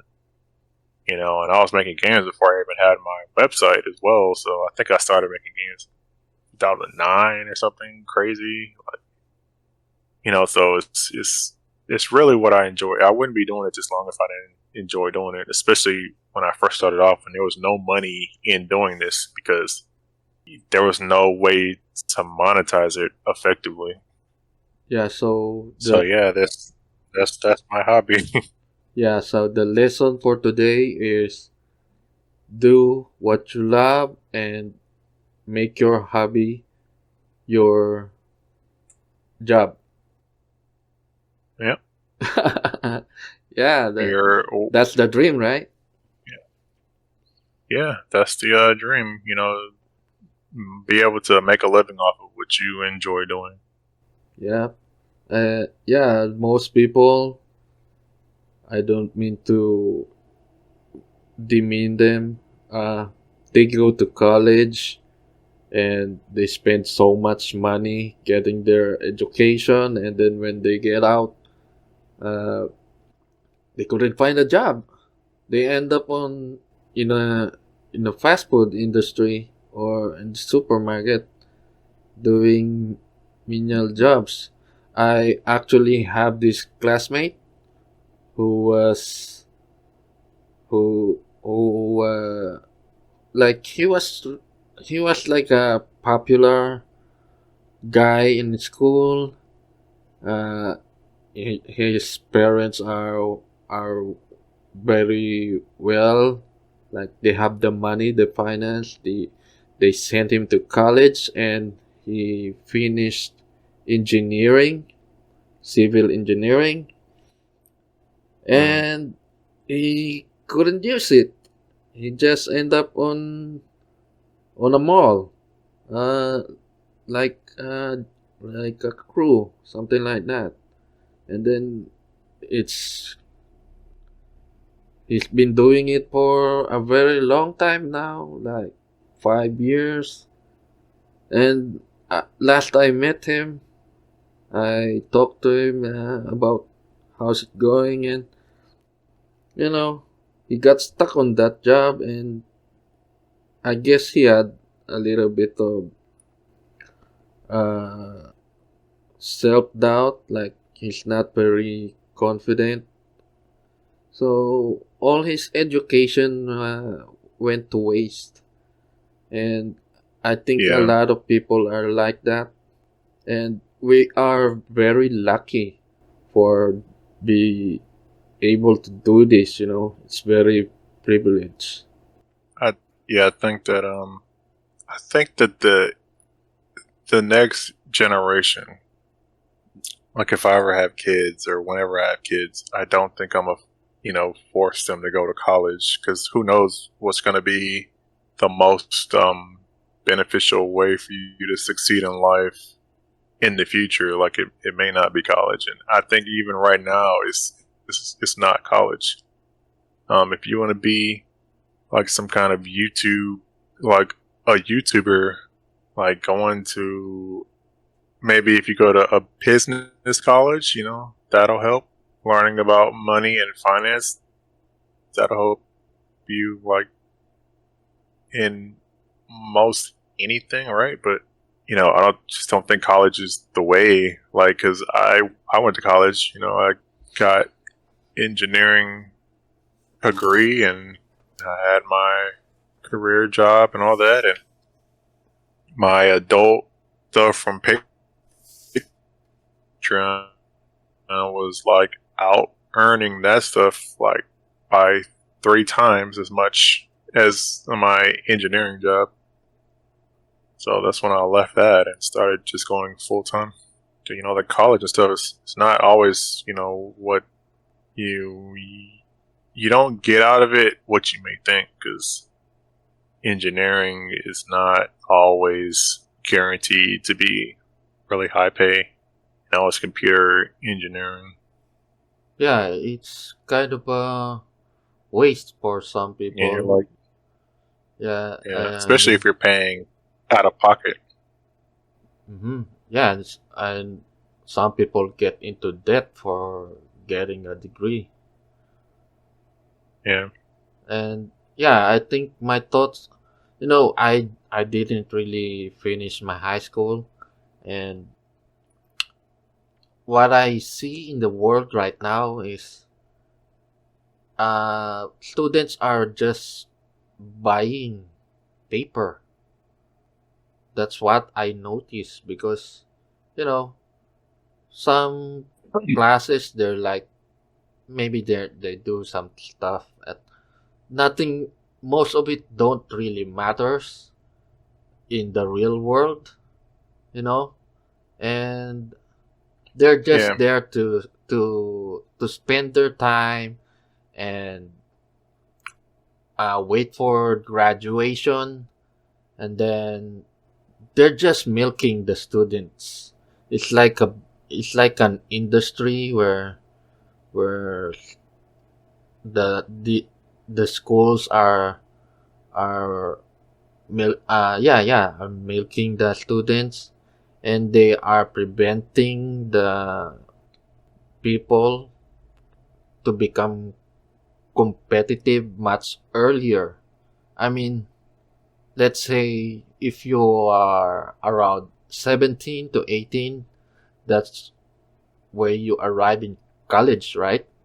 So at Hmm. at those age, you can actually start something, like start a small business and gain success eventually.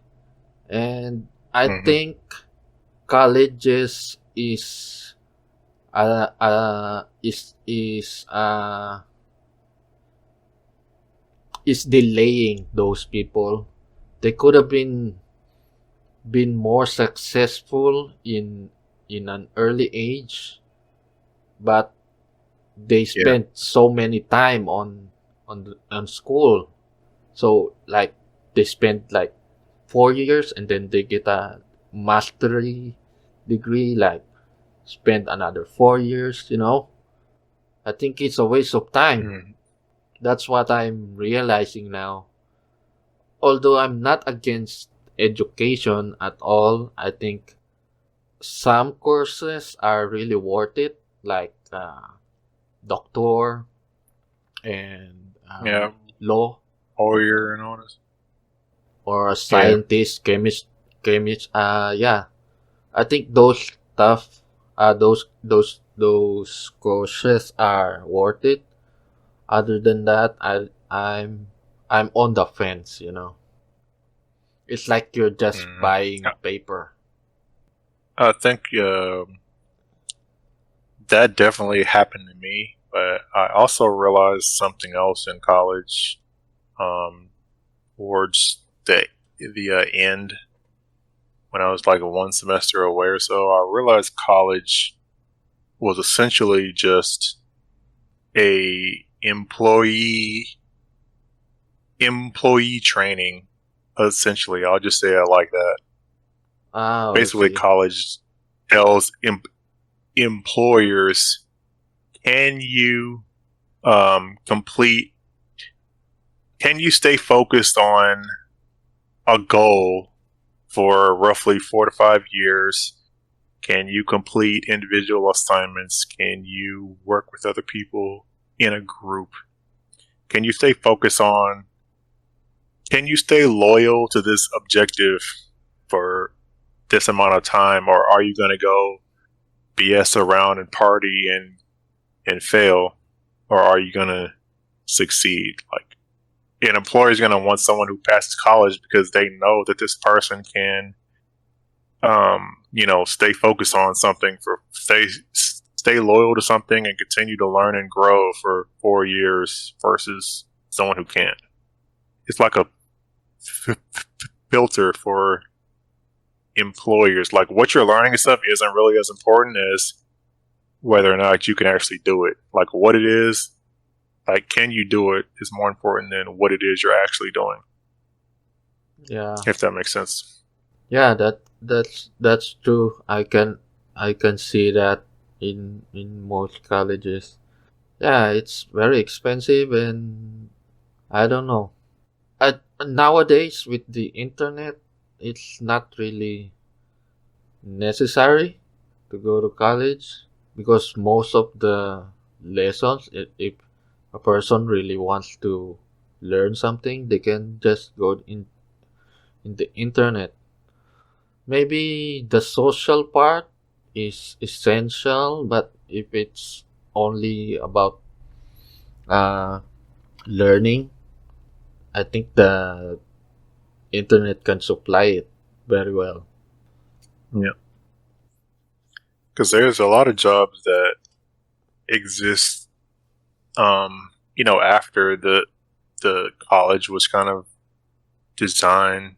Again, I think for like your traditional employers to filter out good candidates for their like white collar jobs or whatever. But now you could be like a video editor for somebody on YouTube, and make a good living off of that. And college, I am not aware of any college classes that can really, like, you don't need to know how to dissect a frog to do that. You know what I'm saying? A lot of classes have like the general core classes, history and science and all that stuff, which is good general knowledge to have, but not necessary for you to make a living.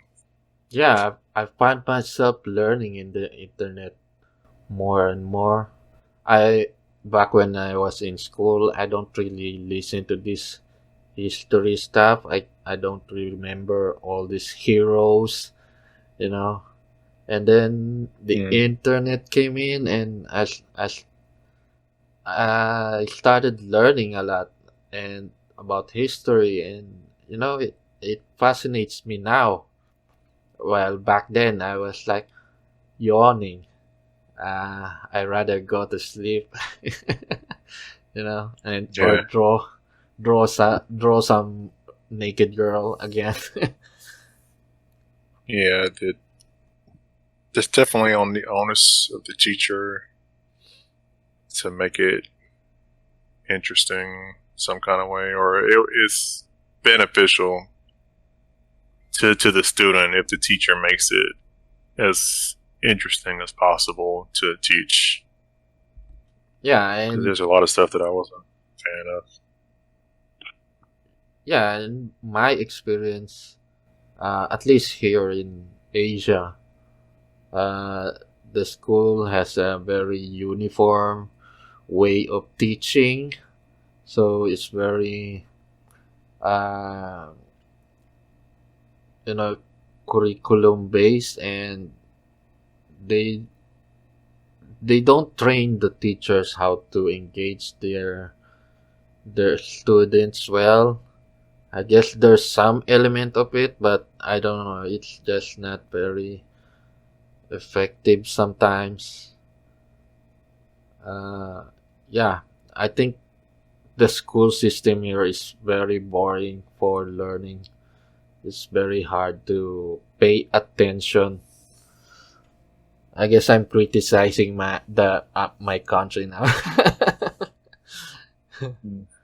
Yeah, it's actually because I have a friend who has a child who's in, I think, either early college or late high school, and it's like a lot of that stuff is different from what I learned. Like the math equations are different now. Like they're solved in a different way that I was familiar with, and I don't know if it's better or worse. I just say, hey man, ask Chat GPT to figure it out and stop asking me because Yeah, I don't know that crap.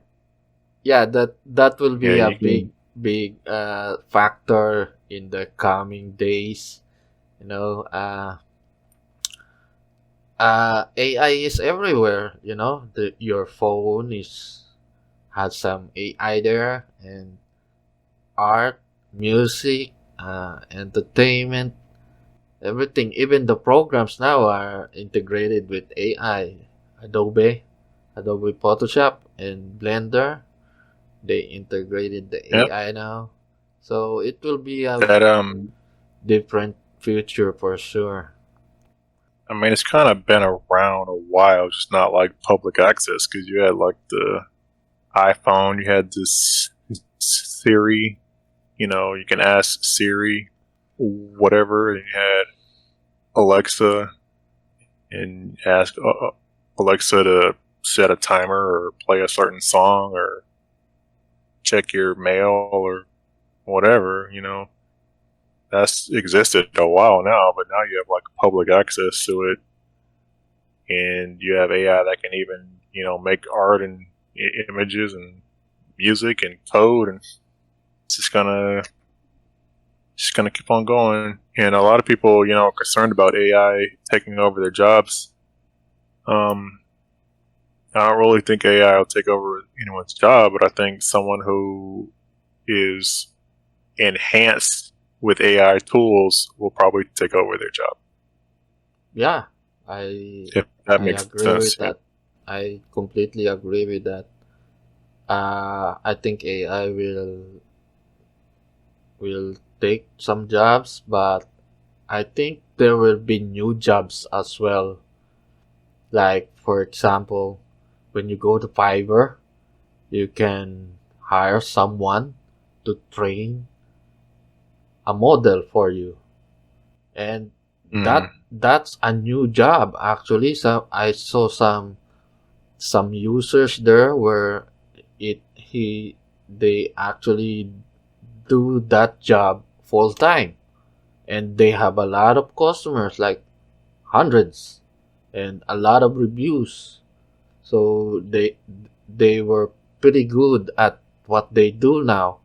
It's a new type of job, and I guess in the future there will be more jobs that will be created with this AI, I believe. Yeah, I don't know. Yep. I Mm. can imagine what the future looks like though. I think because of this, you know, this is the part where I'm kind of scared with the future. It's not Mm, particularly the art, not or me. it's not particularly the art, but our way of living.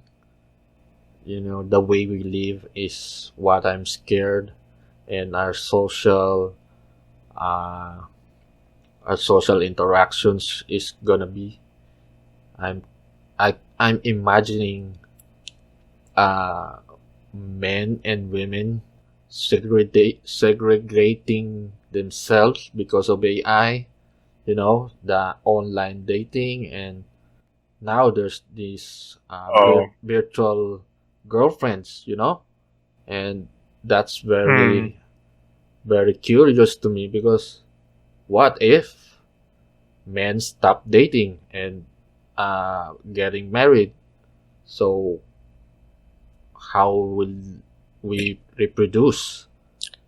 And yeah, that's very fascinating thing to me, because if they will reproduce in another way, and that's where the artificial womb will come in, and will go to sci-fi territory where humans will be recreating to test tubes, and the family will break down. There will be no family in the future, and the government will control the population that way. They're gonna regulate what the baby will be. Is he gonna be a soldier, a scientist? I think they will decide it. It's gonna be dystopian. I think that's what I'm imagining. Kind of scared, actually. What about you?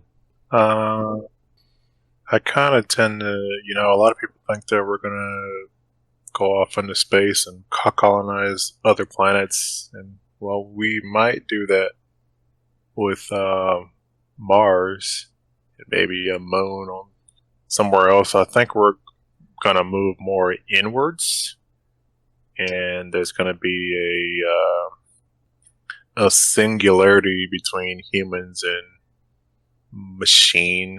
I think that in the future, many people will exist inside of a simulated reality, much that you think that we do already, and that in this reality you can look however you want, you can sound however you want, and it's not going to matter what you were born as, what your biological birth is, because in this reality you can be, look, sound like however you want to, and a lot of people are going to exist in there even past their normal lifetime. Like instead of dying, you kind of just like download your brain into whatever computer, and you can exist inside of this reality for however long you want, however long you can, I guess. And outside of that, it's going to be like AI or very enhanced humans, where yeah, basically like man and machine is kind of like merged into one being. And yeah, probably like reproduction is going to be something like created, like creating humans more than being born normally.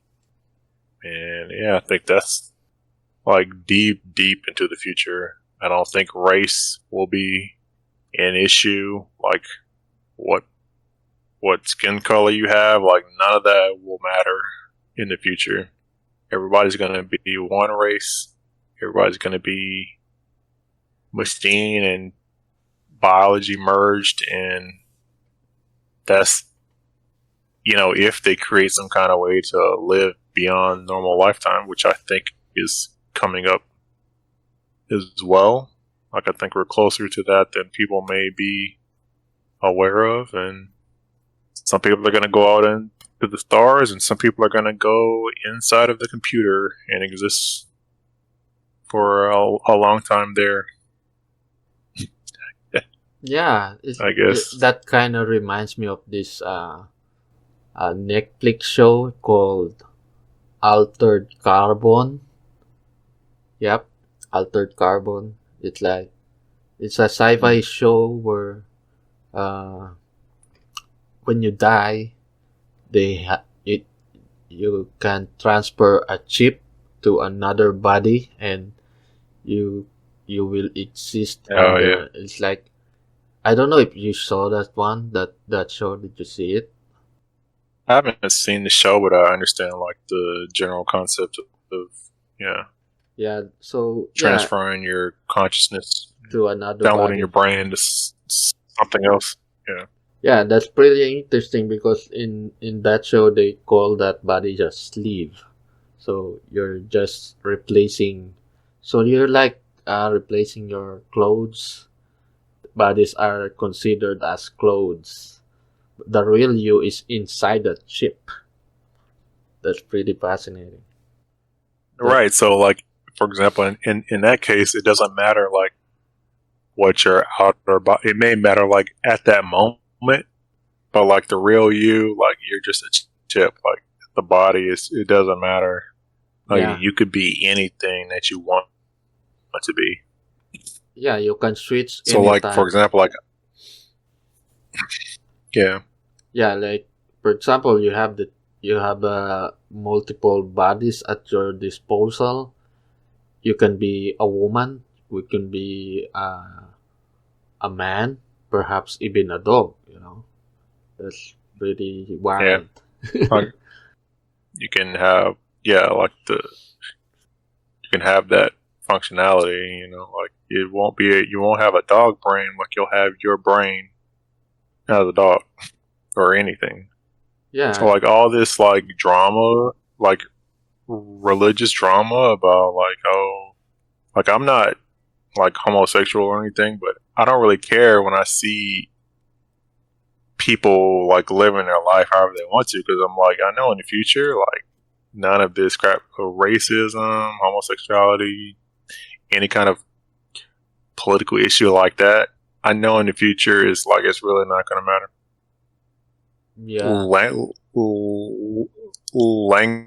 Language, everybody's going to have the same language. Everybody's going to be able to understand everybody else, you know, and you could be, look, sound like whatever you want, speak like whatever you want, and it's just going to be like kind of like in this movie, you're going to be like that chip. Like that's going to be the actual you. yeah. I think the AI will be a big part of it. About especially with the language. Like, for example, we're speaking English, and you go to Japan, you cannot really understand their language, but if you have the AI helping you, Mm-hmm. like put it in your brain or something, or in your eardrum, and yeah, the Yep. AI will translate it, and you can talk to a Japanese person with no problems. So Yep. yeah, I think yeah, that makes sense because even though you don't have the same language, but you can understand each other. So that is essentially like a new language, like a universal language, supported by Yep. AI.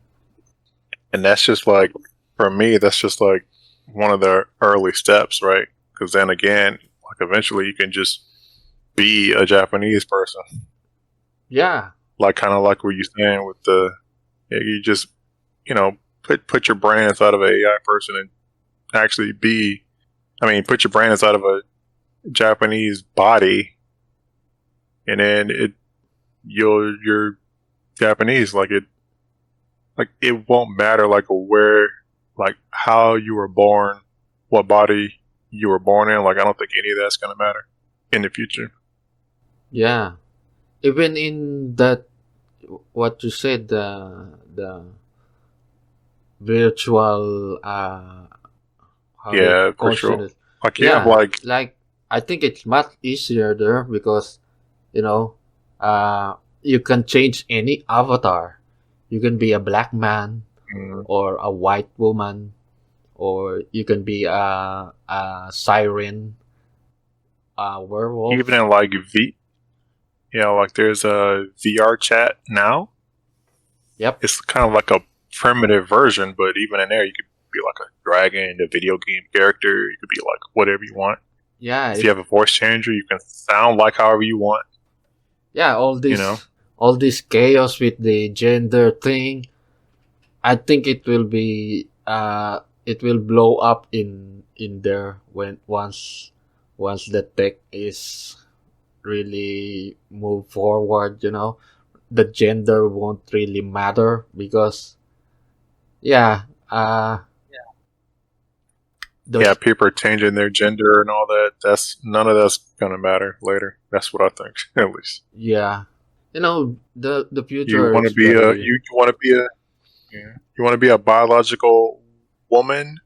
Like later on, you will actually be able to be a biological woman yeah, without surgery. You just transfer your consciousness or brain data into a different body. yeah. There it is. The future is very very curious and very scary. All this, what we see in in the entertainment. I think most of them will come true. You know, because most of the movies from the past actually happened in our time. I'm waiting for the spaceships. So Star Wars type stuff. Let me know. Well, in Star Trek they had this communicator, right?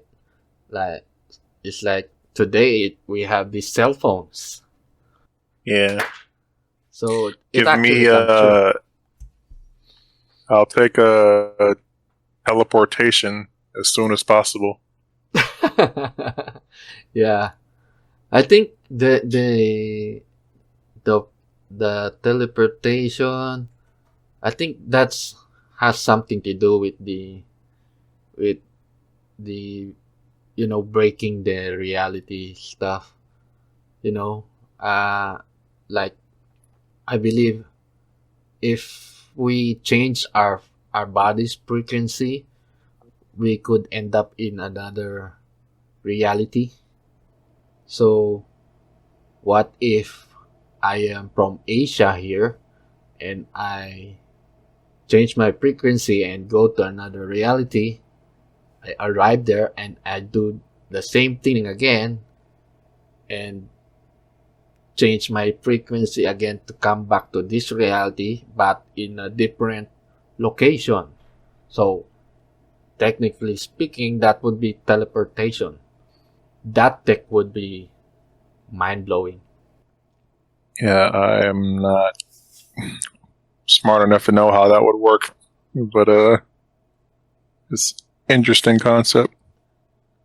I guess the scientists have a lot of work to do, and you know, there's this philosopher in the internet called Stefan Molyneux. He is trashing Mm-hmm. these scientists because they are not producing anything useful. But I think the guy is looking short term and is I guess he's looking for something immediate to happen because he see a lot of suffering in the world. But yeah, I guess the point is, What are his arguments? the He's just the scientists are just playing around and spending a lot of money on these researches and nothing has come of it until today, like for many years. well. The It takes. I'll it say like in defense of the scientists, right?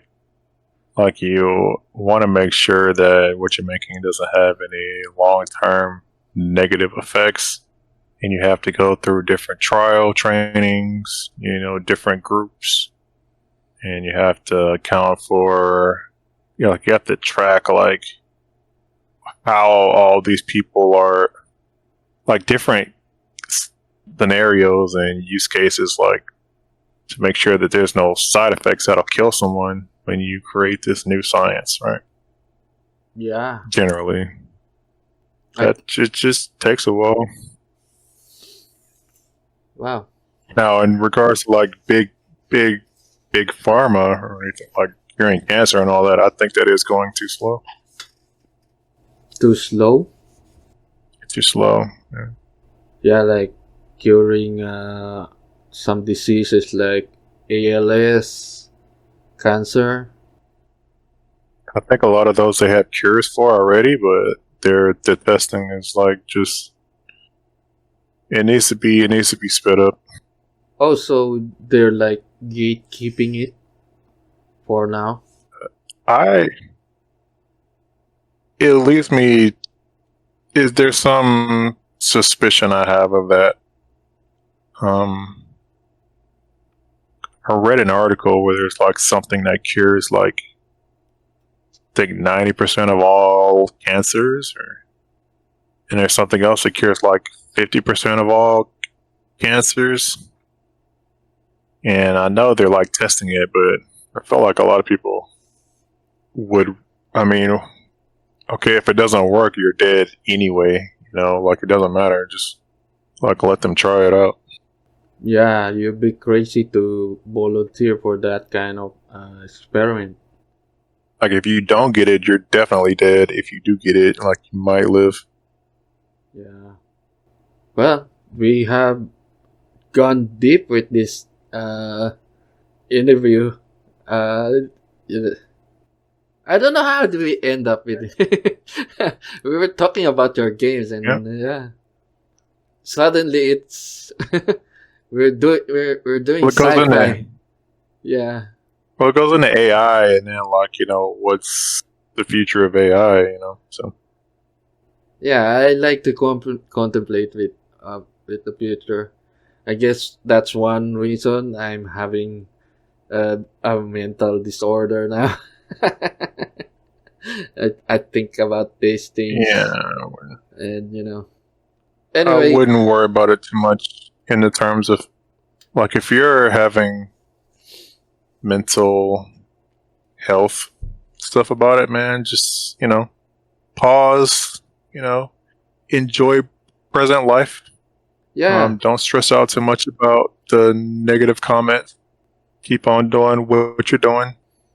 Just enjoy the now. Just worry about that, and then come back to it once you're in a good, mentally healthy spot. yeah.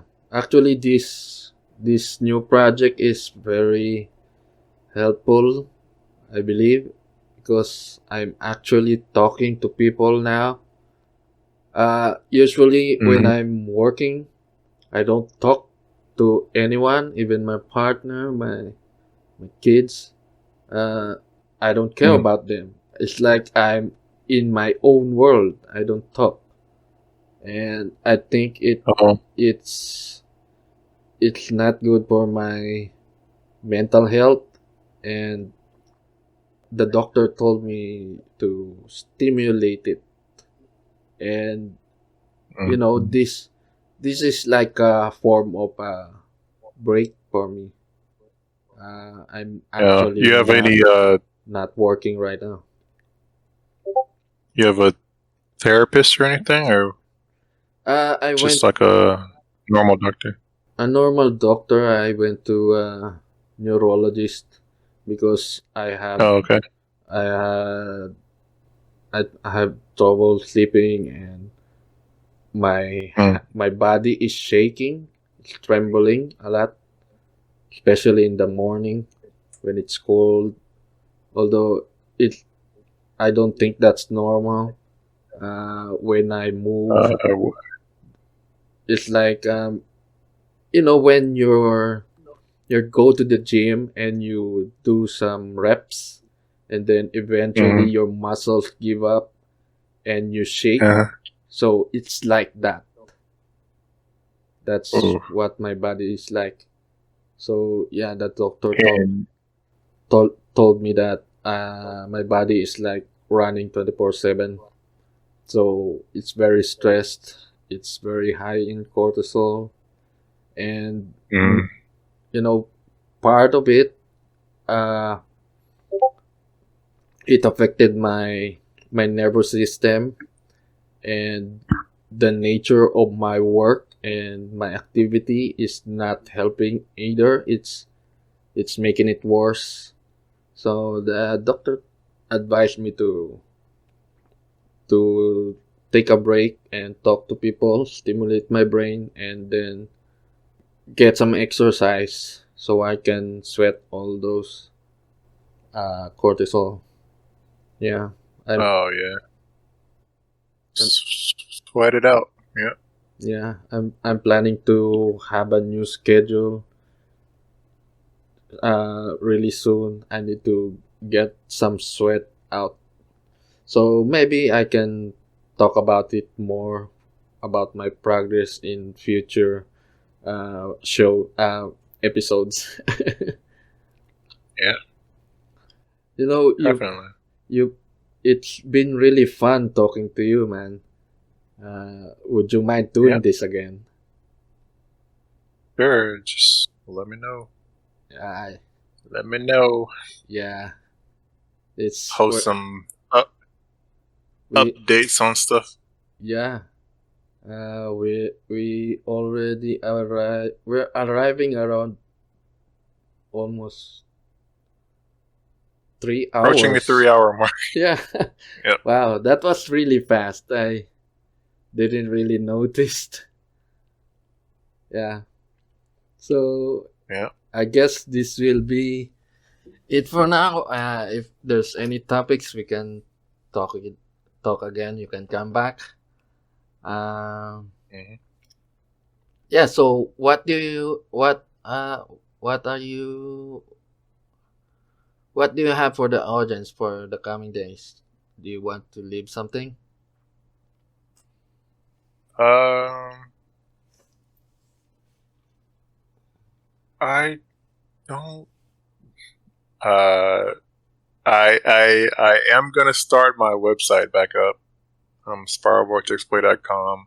I haven't posted there in a long time, but with social media how it is now, with them changing a lot, Patreon's shifting and changing a lot, Twitter's shifting and changing a lot. I just want some place for people that enjoy my work to have some kind of just stable place to go find information about my stuff, and that'll be my website. Yeah, spiralvortexplay.com, right? Yep, and I'm Yeah. gonna market. I try to, market anyone who's I've worked with in the past. Retweet and all that stuff. But with my website, I can make a whole post about it and things like that, and that's where I'll do my little experimental stuff with AI and whatever else, 3D game, anything I'm just testing out will be there, just like the old days. Gonna get back to old school Vortex. Yeah. Well, it's been it's been a good vibes, you know. Yeah, Project. How do you think was the nice vibe? chat. Yeah, we went wild this time. It's my first time talking about this. I always keep it to myself, and now I'm talking to someone with this stuff on my head. Well, So yeah, I yeah, mean, you're thank you for doing this, man. a fellow, not safe for work developer. It's gonna Yeah. be a different type of vibe versus safe for work. Yeah. So anyway, before you go, there's this tradition I'm doing, which Mm-hmm. is the previous guest will ask a question for the next guest, and that guest is you right now. So his Mm-hmm. question was, uh, if you can go back in the past, in your younger self, what would you tell him? That's the question. I would tell myself to buy a lot of Bitcoin and sell it in 2017. Yep. You should. You should. And I would tell myself mostly just warnings to other people. People that have passed away and stuff before their time. I would kind of tell myself to give them a warning A heads about up. maybe maybe like eating right or staying mentally healthy or not drinking so much or things like that. Other family members or people that I know. I see. And in addition to the Bitcoin, I would definitely buy as much Bitcoin as I can for like 3 cents or however much it was, and then be Yeah, cashing out now. that was really Or cheap in back then. 2017 when it was really high. Yep. Yeah. So yeah, that's a very, very good answer. The Bitcoin, and preparing your younger you for what's about to come. And Yeah. yeah, so it's your turn now to ask the question for the next guest. I'd probably say like kind of the topic that we were saying, like what reality do you think that we exist in? Do you think we're created? Do you think that it's some simulation? Whatever the next person is can tackle that question. They're gonna. I think that one is gonna rile their brains out.